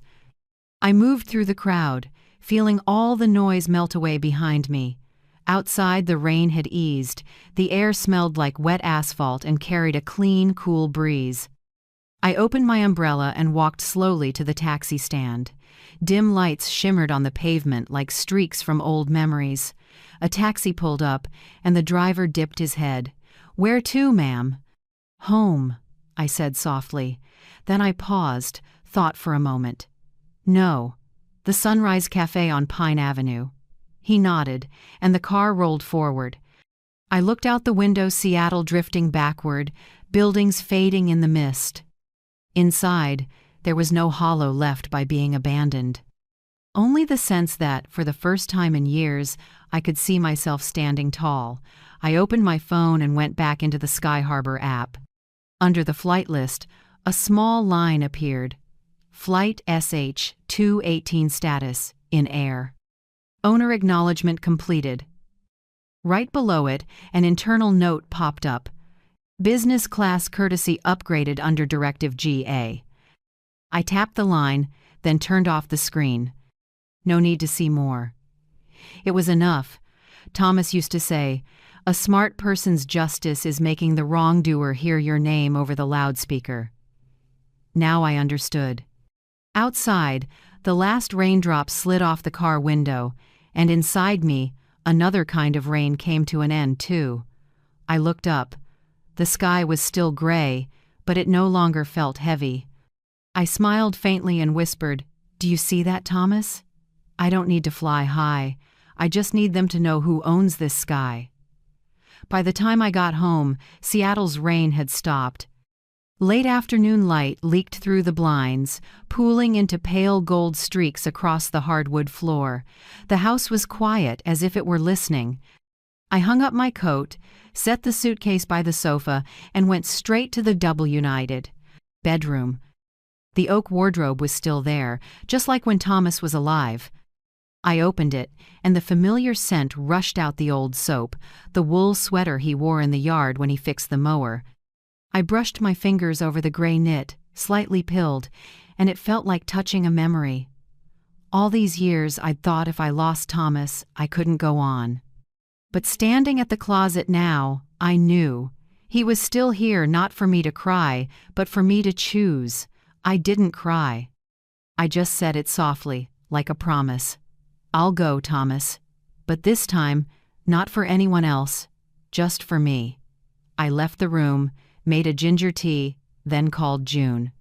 "June, I want to go somewhere," I said when she picked up. "Where? Maui, or chasing Savannah's plane?" she teased. I laughed. "No, I want to go, but for myself, no one tagging along." She was quiet for a beat, then said gently, "So, you finally started living for real?" That afternoon, I got a call from Victor Lang. He asked for an online meeting to present the new quarterly financials and an expansion proposal. I agreed. On screen, Victor spoke in his steady tone. "Mrs. Avery, Sky Harbor is preparing to launch European routes. The board wants the controlling shareholder's name on the project. They're asking you to confirm or delegate." I looked at the figures: revenue, dividends, growth charts. I knew little about the technical side, but I understood the weight of a decision better than anyone. I said, "Send me the documents. I'll sign." An hour later, the e-file landed in my inbox. I signed my name, Gloria Avery, with a firm hand, like closing one chapter and opening another. Victor smiled, voice light but touched. "Thomas always said the day you signed your first document would be the day Sky Harbor truly had a soul." I think he was right. I glanced at the window, glinting with late light, clouds drifting slow. "No, Victor. Today is the day I started to have a soul. After the 10 meeting, I asked Sky Harbor to schedule an executive-level training on airline governance for owners. Not to run the company, but to understand the world my husband once lived in. I didn't want to just inherit. I wanted to be worthy. That night, I sat at my desk and stared at our yellowed wedding photo. My 22-year-old smile was still bright, and Thomas looked at me with absolute ease. I opened my laptop and created a new bank account, the Second Wind Fund. This small fund had a simple purpose: to help women over 60, those dismissed, forgotten, or treated as burdens by their own families, catch a second wind in life. A modest start, but I knew it would grow, not by money alone, but by meaning. I wrote in the fund description, "No one is too old to deserve respect. No one is too late to begin again." When I finished, I felt lighter, like layers of heaviness in my chest were being gently unbuckled. The next morning, I decided to change everything. I went to the phone store, bought a new device, and changed my number. I left the family group chat on the old phone and muted notifications from Michael and Savannah. I wasn't erasing them from my life, but I needed to silence the noise that had worn me down. I opened a fresh contacts list, just a few names: June, Victor, my law office, and a travel agent. I set a soft ringtone, opened my calendar, and made plans. That's when I decided, if I've spent a lifetime waiting for others to invite me, from now on I'll send the tickets to myself. I opened a map. My eyes stopped on Paris, a place Thomas and I dreamed of but never saw. From Paris, a line to Venice, then Kyoto, Santorini, and finally Sedona, the red rock land in Arizona, where sunsets burn like a promise. I called the travel agent. "I'd like to book a round-the-world trip, departing in 2 weeks, 1 passenger." The agent asked, "What cabin class would you like, ma'am?" I smiled. "Business class, courtesy of G.A." We both laughed. I knew I was stepping into a new chapter, one with no room left for asking permission. That evening, June came by with a bottle of red. "Heard you're about to circle the globe?" I nodded and poured 2 glasses. "Yes, and I need a companion, at least for the first leg." June laughed out loud. "Then Venice it is. I can take 2 weeks off. I want to see you step off a plane with sunlight on your face and not a hint of sadness." I clinked glasses with her, my voice trembling. "Warm. Thank you, June. You've always seen me, even when I couldn't see myself." That night, after June left, I stood in front of the bathroom mirror. The warm light framed a face with lines around the eyes and silver in the hair. But the look in my eyes was different. Something I'd lost years ago and finally found again. Aliveness. I stared long enough that tears came not from sorrow but from gratitude. I'd lived my whole life for others now. For the first time, I was living for me. I kept the old phone in a drawer. The notification light blinked. I opened it. 10 missed calls from Michael, 3 voice messages from Savannah. The first was Michael, voice shaky. "Mom, I'm sorry. I didn't know. I didn't think you'd be hurt like that. I was scared to fight with Savannah." The second was Savannah, trying to sound gentle. "Mom, I'm sorry. It was all a misunderstanding. I didn't know the airline would say your name like that. Please don't be mad, okay?" I listened to them all, then deleted. Not out of anger, just because I didn't need explanations anymore. Some chapters are best closed in silence. I stepped out to the porch. The last of the jasmine scented the air. Seattle at night felt unusually still. I looked up. Clouds parted to show a handful of small stars. Tomorrow, I'd stop by Sky Harbor's office, sign the Second Wind paperwork, then visit a tailor for a few new outfits. Nothing flashy, just enough to feel beautiful in my own way. I thought of Thomas. If he were here, he'd say, "You've been piloting the flight plan all along, you just didn't know it." I smiled and placed a hand over my heart, whispering, You were right. I'm not just surviving. I'm flying. In the mirror, that woman looked back, silver-touched hair, bright eyes, straight shoulders, and a peaceful smile. No longer the mother crossed off a list. No longer the enduring widow, but Gloria Avery, who stepped from endurance to agency, from silence to voice, from the past to herself. Paris welcomed me with the smell of croissants, the click of shoes on damp sidewalks, and windows overflowing with geraniums. I arrived on an early fall morning, just after the rain, the air tasting like melted butter. My little hotel on Rue Saint-Germain wasn't fancy, but the third-floor room had a balcony over the Seine close enough to hear the water and feel the chill threading my silver hair. On day one, I went to the orangery. In the oval room, Monet's water lilies wrapped the walls, soft blues and purples breathing with the viewers. I stood still.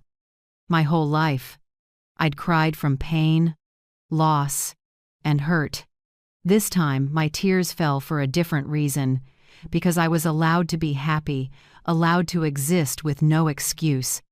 I sat on a wooden bench under the muted light. A young woman beside me asked in French, "Are you okay?"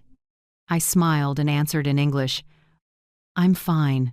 I'm just learning how to breathe again." That evening, I ate alone by the river, white wine and grilled salmon.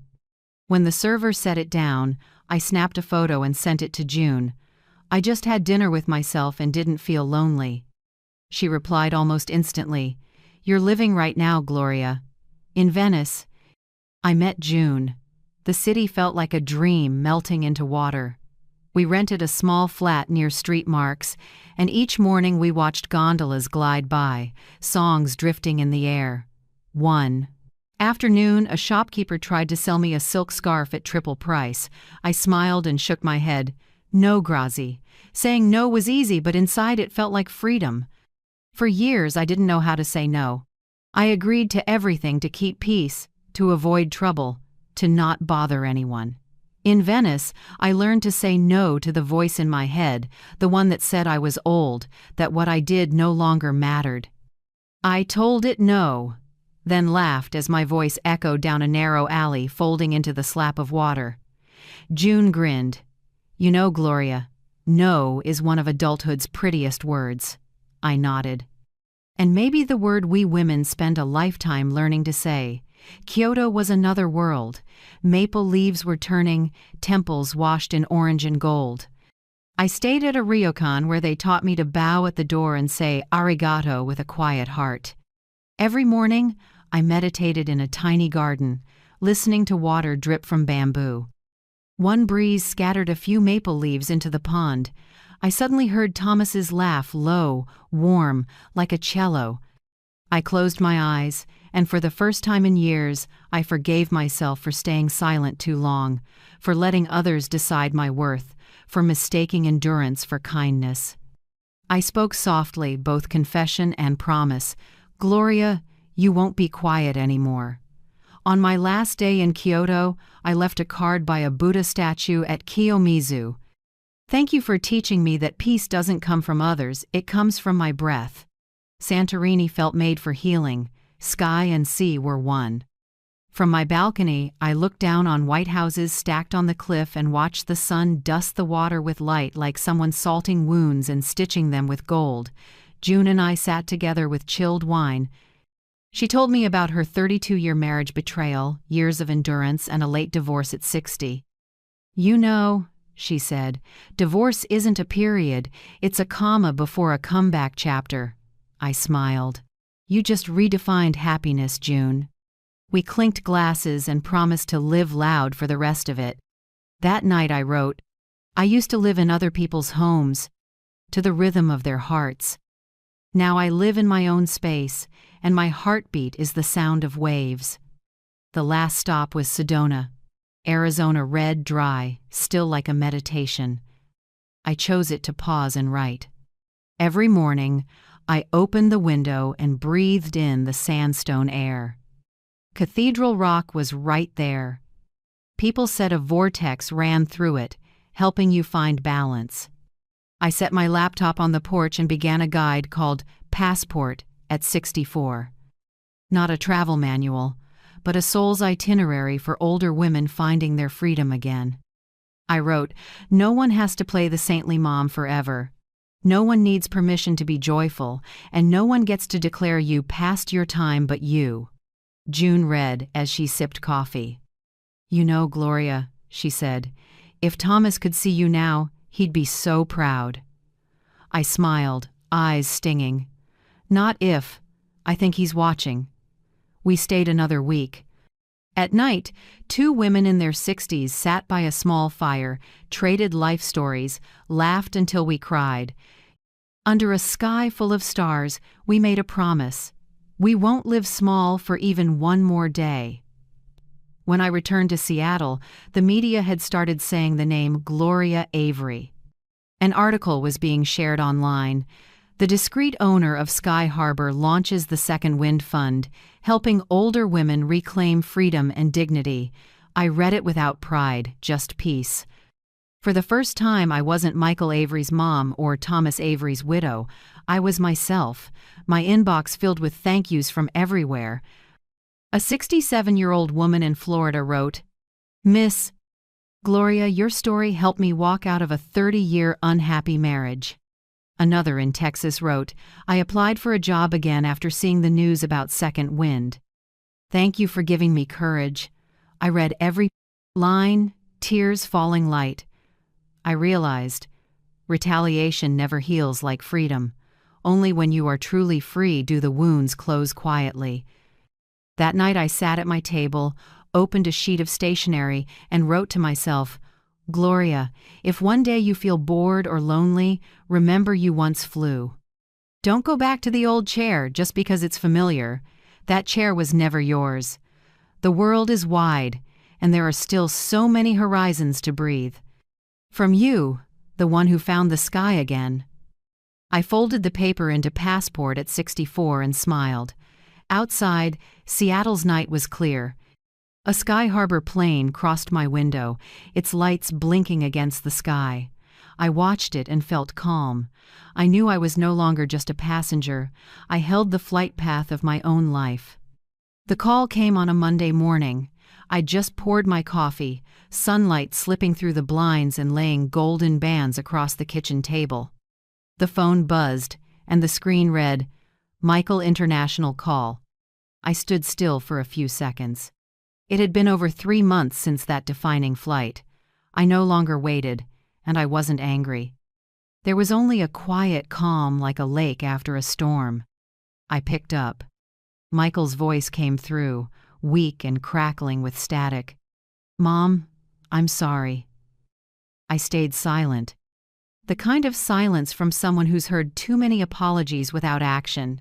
He drew a breath, voice shakier. "I know I was wrong. I should have told Savannah that you were part of the trip. I didn't have the courage." I was about to answer when another voice cut in clear, smooth, and cold. "Hi, Mom. It's me, Savannah. I think there's been a misunderstanding. We were only worried about your health. That itinerary was really demanding, Mom. Hiking, boating, lots of activities. I didn't want you to get tired." I closed my eyes and inhaled. The way she spoke sounded like a presentation, every word sugar-coated, with a bitter aftertaste.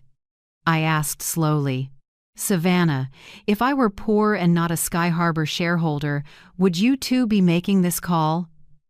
A long silence. I could hear Michael's breathing on the line, and then nothing from either of them. Like I had opened a door they were afraid to look through. I went on.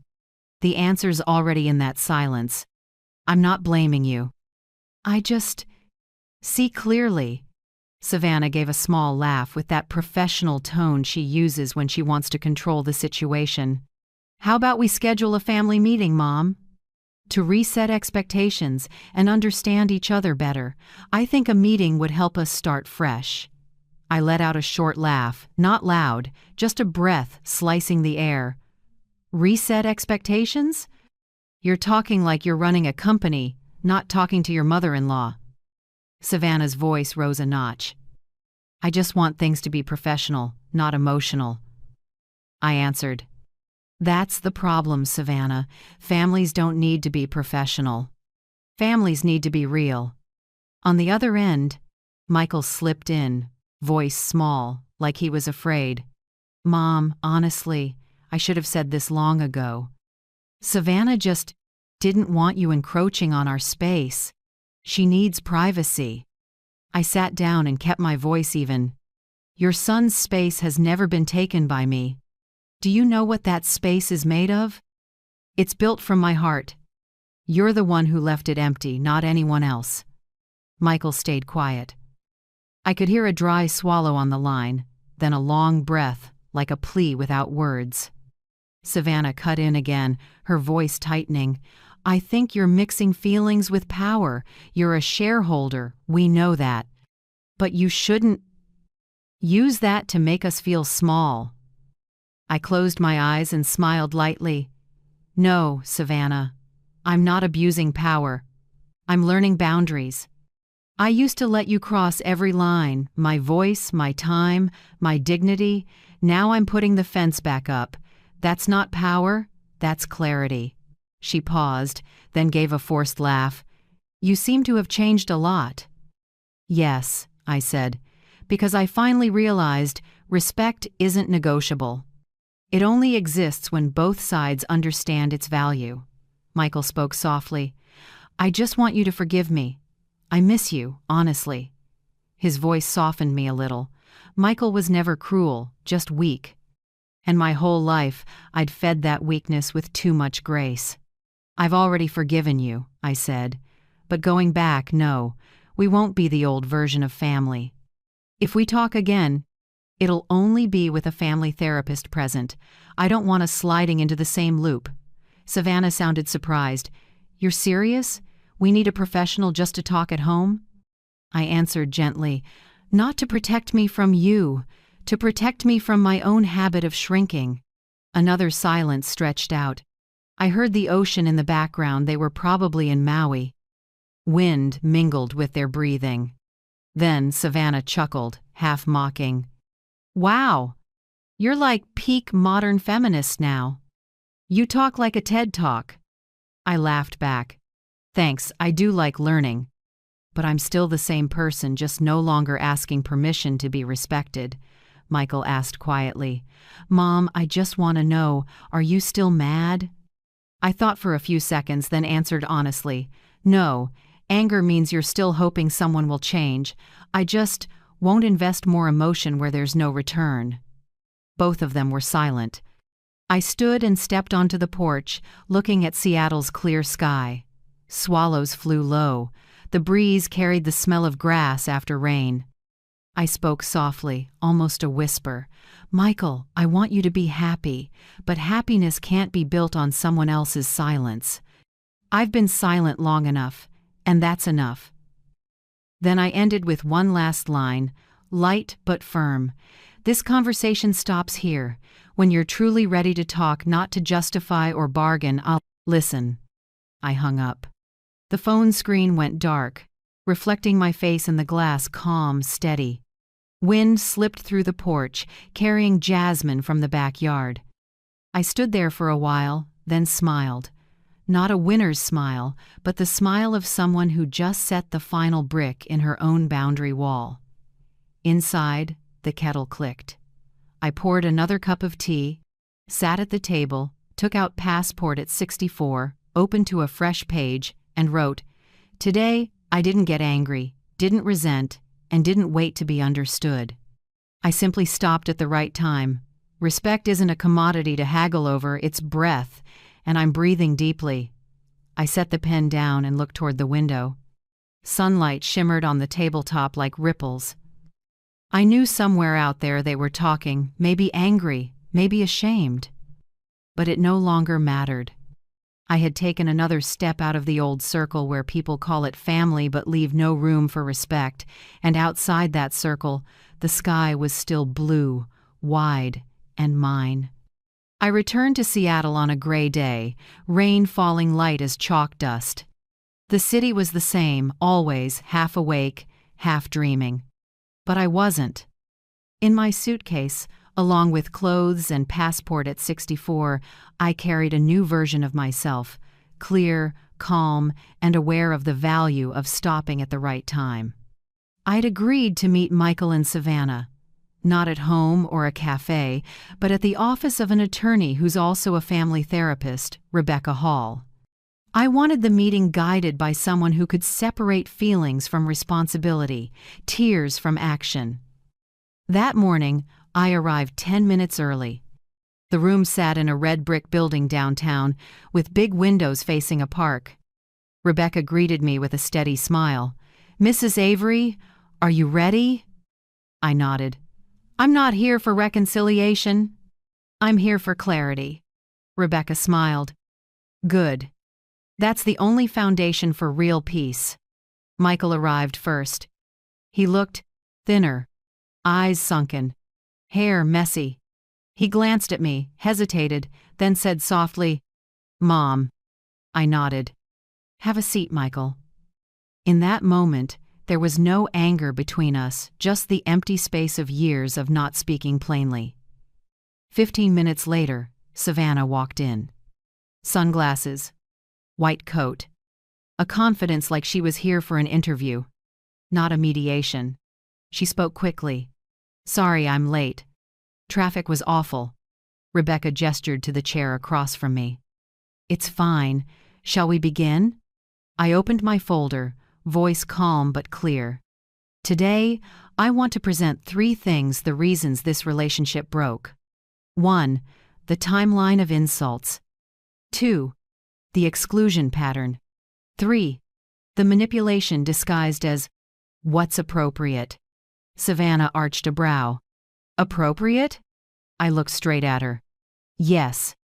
Every time you said, 'Mom isn't appropriate,' Mom would get tired. 'Let us decide.' You were drawing a circle and pushing me out of it. That's not care. That's calculated exclusion." The room's energy dipped. Michael lowered his head, hands nodded. Rebecca sat still, taking notes. I continued. "Savannah, I don't need you to like me. I just need to be treated like someone who matters. And Michael, I don't need you to defend me. I need you to have a spine." Rebecca looked up, voice gentle but firm. "Savannah, your turn. I want you to apologize. No justification. No but." Savannah blinked, thrown. She glanced at Michael, exhaled, and spoke quickly. "I'm sorry, if you felt hurt. But..." Rebecca raised a hand. "No," I said, "no but. Try again." Savannah pressed her lips together and took off the sunglasses. Her eyes were red and dull, not from crying, but from lack of sleep. "I am sorry for hurting you." Short words, heavy sound. I nodded. "Thank you, that's enough." Then I opened the second document. "Now, the new rules." I read slowly, point by point. 1. I will not take on any tasks related to your household, childcare, or managing your property. 2. All visits will be scheduled, no drop-ins, no midnight video calls. 3. No one speaks for me, decides for me, or uses my name for financial or social matters. 4. If any rule is broken, I will pause contact for 90 days. 5. Everyone signs, so respect becomes action, not a feeling. Savannah let out a dry laugh. "You're turning family into a contract?" I answered immediately. "No, I'm turning respect into responsibility so it doesn't get swallowed by the habit of dismissing me." Rebecca slid the paper to the center of the table. "This isn't legally binding. It's a moral agreement. You can both sign if you agree." Savannah stared at it, smiling stiffly. Michael looked down. After a moment, he picked up the pen and signed first, his hand slightly shaking. "I don't know where to start, but you deserve this." Savannah hesitated, then signed too. I didn't need words. That signature, just dry ink, was the final boundary between past and present. The air in the room lightened a little. I gathered the pages and slipped them into my bag. Michael looked at me, voice rough. I chose comfort over what's right, Mom. I was afraid of losing peace.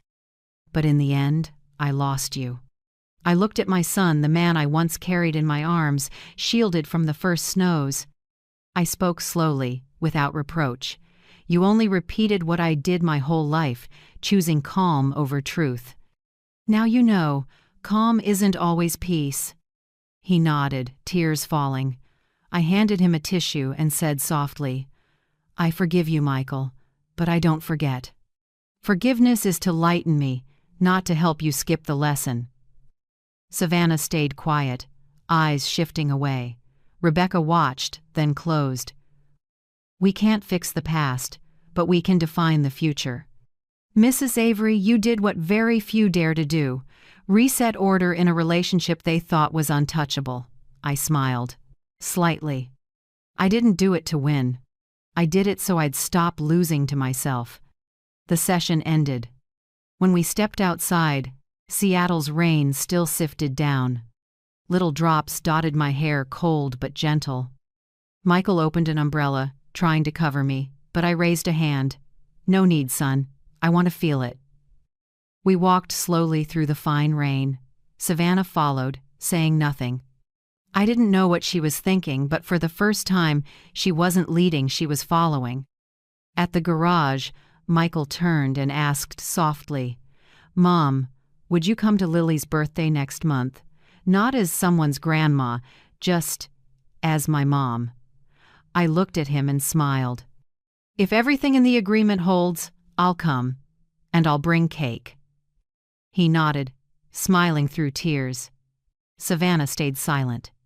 But I saw something soften in her eyes, not exactly remorse, but awareness. And that was enough. I turned and walked to my car. The rain picked up, tapping my coat, seeping into my skin. I lifted my head to Seattle's pale gray sky, the smell of damp earth in the air. Maybe this was a new kind of baptism, not with holy water, but with rain. No one granting blessings, just me washing off years of being dismissed. I smiled, opened the car door and whispered, At last, Thomas, I've set things in order. Not in their house, but in my heart. The sky answered with distant thunder, low and warm. And inside me, a chapter closed not with a slammed door, but with the gentle sound of rain. The next spring, Seattle ran warmer than usual. Cherry trees bloomed early, their petals falling on the paths like little letters from time. I still lived in the same old house, but each morning when I woke, the emptiness was gone. On my desk, amid stacks of papers and notebooks, a small sign read, Second Wind, the second breath of growing older. Second Wind officially expanded 6 months after it launched. June and I turned my old living room into a temporary office with a wall of photos of women in the program, mothers, widows, retired teachers, factory workers, even some abandoned by their own families. Every face was a story, and I knew when they came to us, what they needed wasn't money, it was to be heard. We started with a 3-part mentoring program: finance, legal, and mental health. Finance taught them to manage their own retirement money and avoid being exploited or taken. Legal guided them through ownership rights, wills, and how to report abuse. And mental health, that's where we cried together, laughed together, and remembered dreams that had been shelved. I still remember the first meeting. A woman named Marlene stood up, hands trembling but eyes bright. I'm 72, and for the first time in my life, I opened a bank account in my own name. The whole room clapped, then burst into tears. June leaned toward me and whispered, Gloria, you didn't just start a fund. You started a movement. That same year, Sky Harbor funded an academic program called the Thomas Avery Chair, Ethics in Governance and Human Legacy. When Victor asked me to unveil it, I was quiet for a long time. Do you want his name tied to Sky Harbor forever? Victor asked. I answered, voice tight but steady. I want people to remember him not just as an engineer or a shareholder, but as a man who believed ethics could be an airplane's engine, too. The ceremony took place in the main hall. before hundreds of employees. When the plaque reading, Thomas Avery Chair of Ethics, was revealed, it felt like the sky in my chest opened. Then the speaking invite started. At first, small talks at community centers, then workshops, TV programs, even an international conference on age and human value. I'm not a fiery speaker. I just talk about what I've lived. At one Chicago talk, I told a room mostly full of older women, age isn't a reason to stop living. Age measures how many times you've stood back up. I used to think being accepted by my children was the finish line. Now I know the finish line is myself. The room stood and applauded like waves. I saw June in the last row, wiping tears. June now runs all communications for Second Wind. She turns our members' stories into a short doc-series called Dignity in the Later Years. Each episode slices real life. A woman learning to drive at 68, a grandmother filing to reclaim her house, someone once banned from going out by her daughter-in-law, now working as a small tour guide. After 3 months online, followers multiplied by 10. Many women messaged, "I thought I was the only one," June said. "See, Gloria, when one person dares to tell it, thousands get saved." One morning, while reviewing emails, I saw the latest report. Family SOS Hotline, 2,037 calls in just 3 months. That hotline, set up by Second Wind, gives isolated or abused older adults a place to reach out. More than half the calls came just to say one thing: I want someone to hear me. We connected them with attorneys, counselors, and sometimes simply sent a coffee voucher with a note. You are not invisible. One day, I got an invitation from a documentary team. They wanted to make a film called The Sky Belongs to Her, about my journey from being pushed off a flight to becoming a symbol of late-found freedom. I read the letter, then called back. I agree, but only on one condition. What condition, Mrs. Avery? The young director asked on the line. Respect older characters. Don't turn us into cheap inspiration. Let the audience see that wrinkles have the right to be beautiful. The director went quiet for a moment, then said, I promise.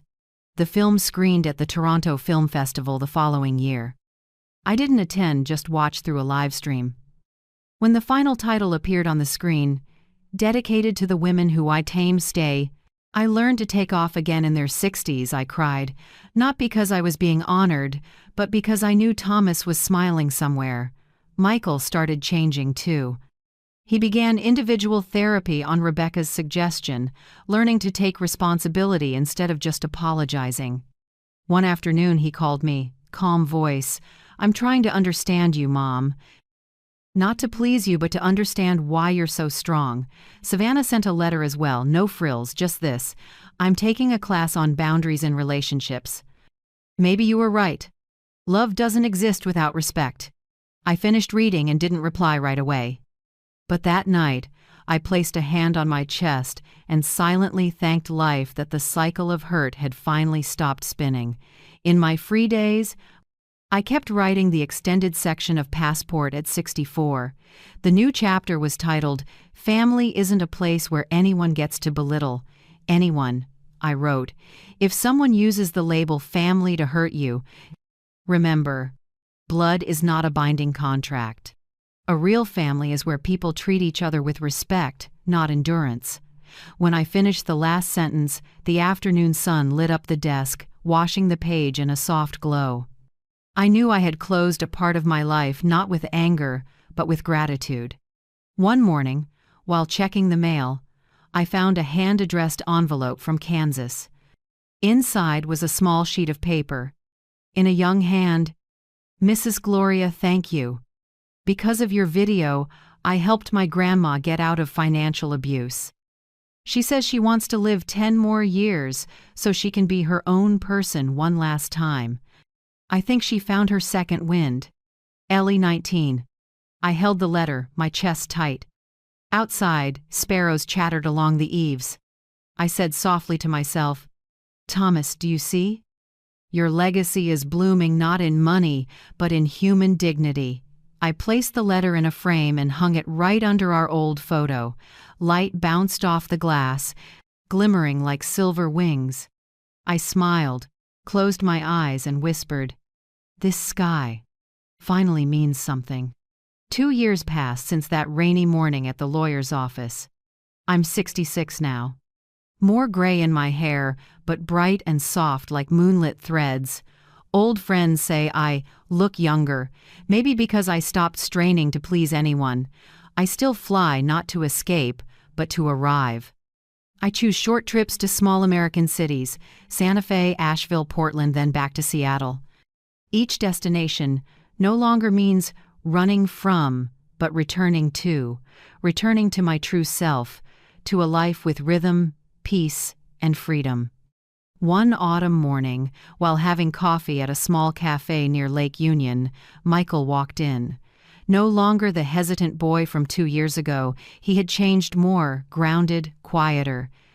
He pulled out a chair across from me and smiled a little. "Mom, I booked a table at the old restaurant for lunch. Want to go?" I nodded, my heart light as a falling leaf. Since our family therapy session, we'd met regularly once a month, sometimes just for coffee, without revisiting the past. Michael no longer apologized or tried to prove anything. He simply showed up. Over lunch, we talked like two adults: weather, work, the Second Wind Fund, the documentary that had just been re-aired. Midway through, Michael looked up. "Mom, I've never said this, but thank you for not giving up on me." I smiled and laid my hand on the table. "I only let go of what makes me smaller, Michael. You make me grow." He laughed, eyes shining behind his glasses. It was the first time I saw my son without fear. A few weeks later, I got a text from Savannah. Short, "Can I see you? Just us, not to talk about the past. I want to be honest this time." I hesitated. Then one afternoon I agreed. We chose a small tea shop by Lake Washington, quiet place, just the breeze moving the curtains and a hint of jasmine. Savannah arrived on time. No sunglasses, no executive armor. She wore a beige sweater, hair low and simple. When she saw me, she dipped her head slightly. "Thank you for coming," I smiled. "The tea here is great. You should try the white tea." As the cups were poured, she looked up, her voice gone husky. "I want to apologize again, Mom. But this time, without conditions." I said nothing. I just looked at her, not judging, not soothing. She took a breath and went on. "I used to be afraid of losing my husband, afraid Michael loved you more than me. So I built fences thicker and thicker until they became walls. I thought I was protecting my marriage, but I was actually pushing my husband away and hurting the one person who never tried to take anything from me." I set my cup down, steady voice. "Savannah, everyone has fear, but fear doesn't give you the right to step on someone else to stand tall. The more fences you build, the lonelier you become in your own house." She lowered her head, eyes wet. "I know. I'm still in therapy. Rebecca's helping me see that control is just another way to hide from insecurity." I nodded. "Good. Keep going. I don't need you to be perfect. I just need you to be real." Savannah looked up, eyes sincere. "I want a do-over. Not to fix my image, but to have a normal relationship without defense." I smiled. "The door is always open, but the frame stays. I'll welcome you, as long as we both understand the boundaries." In that moment, with warm tea scent in the air, I felt something loosen, not forgiveness, but acceptance. No one had to win. We just had to be ourselves. When we said goodbye, Savannah hugged me lightly. For the first time, it wasn't awkward or transactional. She simply whispered, "Thank you for not locking the door forever." I laughed. I locked it, but I didn't throw away the key. In the days that followed, I went back to work at Second Wind. In 2 years, the fund has helped more than 1,000 women. Half of them not only regained control of their finances, they returned to an old love, themselves. A 72-year-old opened a bakery, A 65-year-old learned to dance, an 80-year-old divorced to travel freely. They call us the ground crew, the people who teach them to take off without leaving the earth. I often share a little line at each talk. Happiness isn't someone keeping you. It's knowing you can leave any time without losing yourself. That line spread on social media, then ended up on the cover of a magazine for older women. I just smiled. I never meant to be a symbol. I'm simply a mother who learned to stop waiting. One late winter day, I boarded a plane again. Flight number SH1109 Seattle to Santa Barbara. As I stepped into first class, a flight attendant smiled. "Welcome aboard, Mrs. Avery. We're honored to have Sky Harbor's owner with us today." It didn't move me the way it did the first time, but it warmed me. I sat down, buckled in, and looked out the window. The western sky glowed gold, layered clouds, sunlight glinting on the wing like a bright blade. The cabin speakers chimed, the captain's familiar voice. "On behalf of the entire Sky Harbor crew, we want to thank Mrs. Gloria Avery for joining us on today's flight." Light applause rippled through the cabin. I smiled, not a victor's smile. The smile of someone who has passed through humiliation, anger, and loneliness, and now stands steady inside herself, with nothing left to prove. The plane lifted off. Seattle shrank beneath us, then disappeared into cloud. I thought of Michael, of Savannah, of the women who'd come to me in tears. I thought of Thomas, the man who believed I would be okay if he went first. And he was right. The sky doesn't change. Still blue, still deep, still far. But I have changed. I'm no longer the woman with a suitcase, standing silent at the airport, erased from a list. I'm the one who rewrote that list with my life. I closed my eyes, leaned back, and listened to the steady engine like a heartbeat. In that moment, I knew no destination matters more than the peace inside. The season of fruit had ripened, and I was tasting my own sweetness. Late afternoon, San Juan's sky wore a pale honey tint, the kind of light that only shows up at the end of a long journey. I sat on the deck of a small chartered yacht, a birthday gift to myself at 66, and wrote the final lines of Passport at 64. The pages fluttered in the wind, salt and damp wood mingling in the air, like the sea was reading along. June sat beside me, reading glasses low on her nose, her voice soft as she read my closing line out loud. "Freedom isn't a finish line, it's a craft you practice every day." She looked up, smiling, eyes shiny. "Perfect, Gloria, you finished." I shook my head, smiling. "No, June, we've only just started living." A breeze lifted my hair. The phone on the table buzzed. The screen lit up. A text from Savannah. She sent a photo of a dinner table, cream ceramic plates, low candles, and a small line. "Mom, I cooked this dinner for you. I hope you like it. See you Friday?" I looked at the screen for a long time. Maybe for the first time in years, I saw sincerity in that candlelight, not performance. I typed back, short, "See you Friday. I'll bring tea." Wind moved across the deck, carrying salt and the rhythm of waves. I closed the notebook gently, a warm feeling rising through me. No more bitterness, no more hate, just a quiet calm in my chest like the sea after a storm. I leaned back and looked up at the night coming on.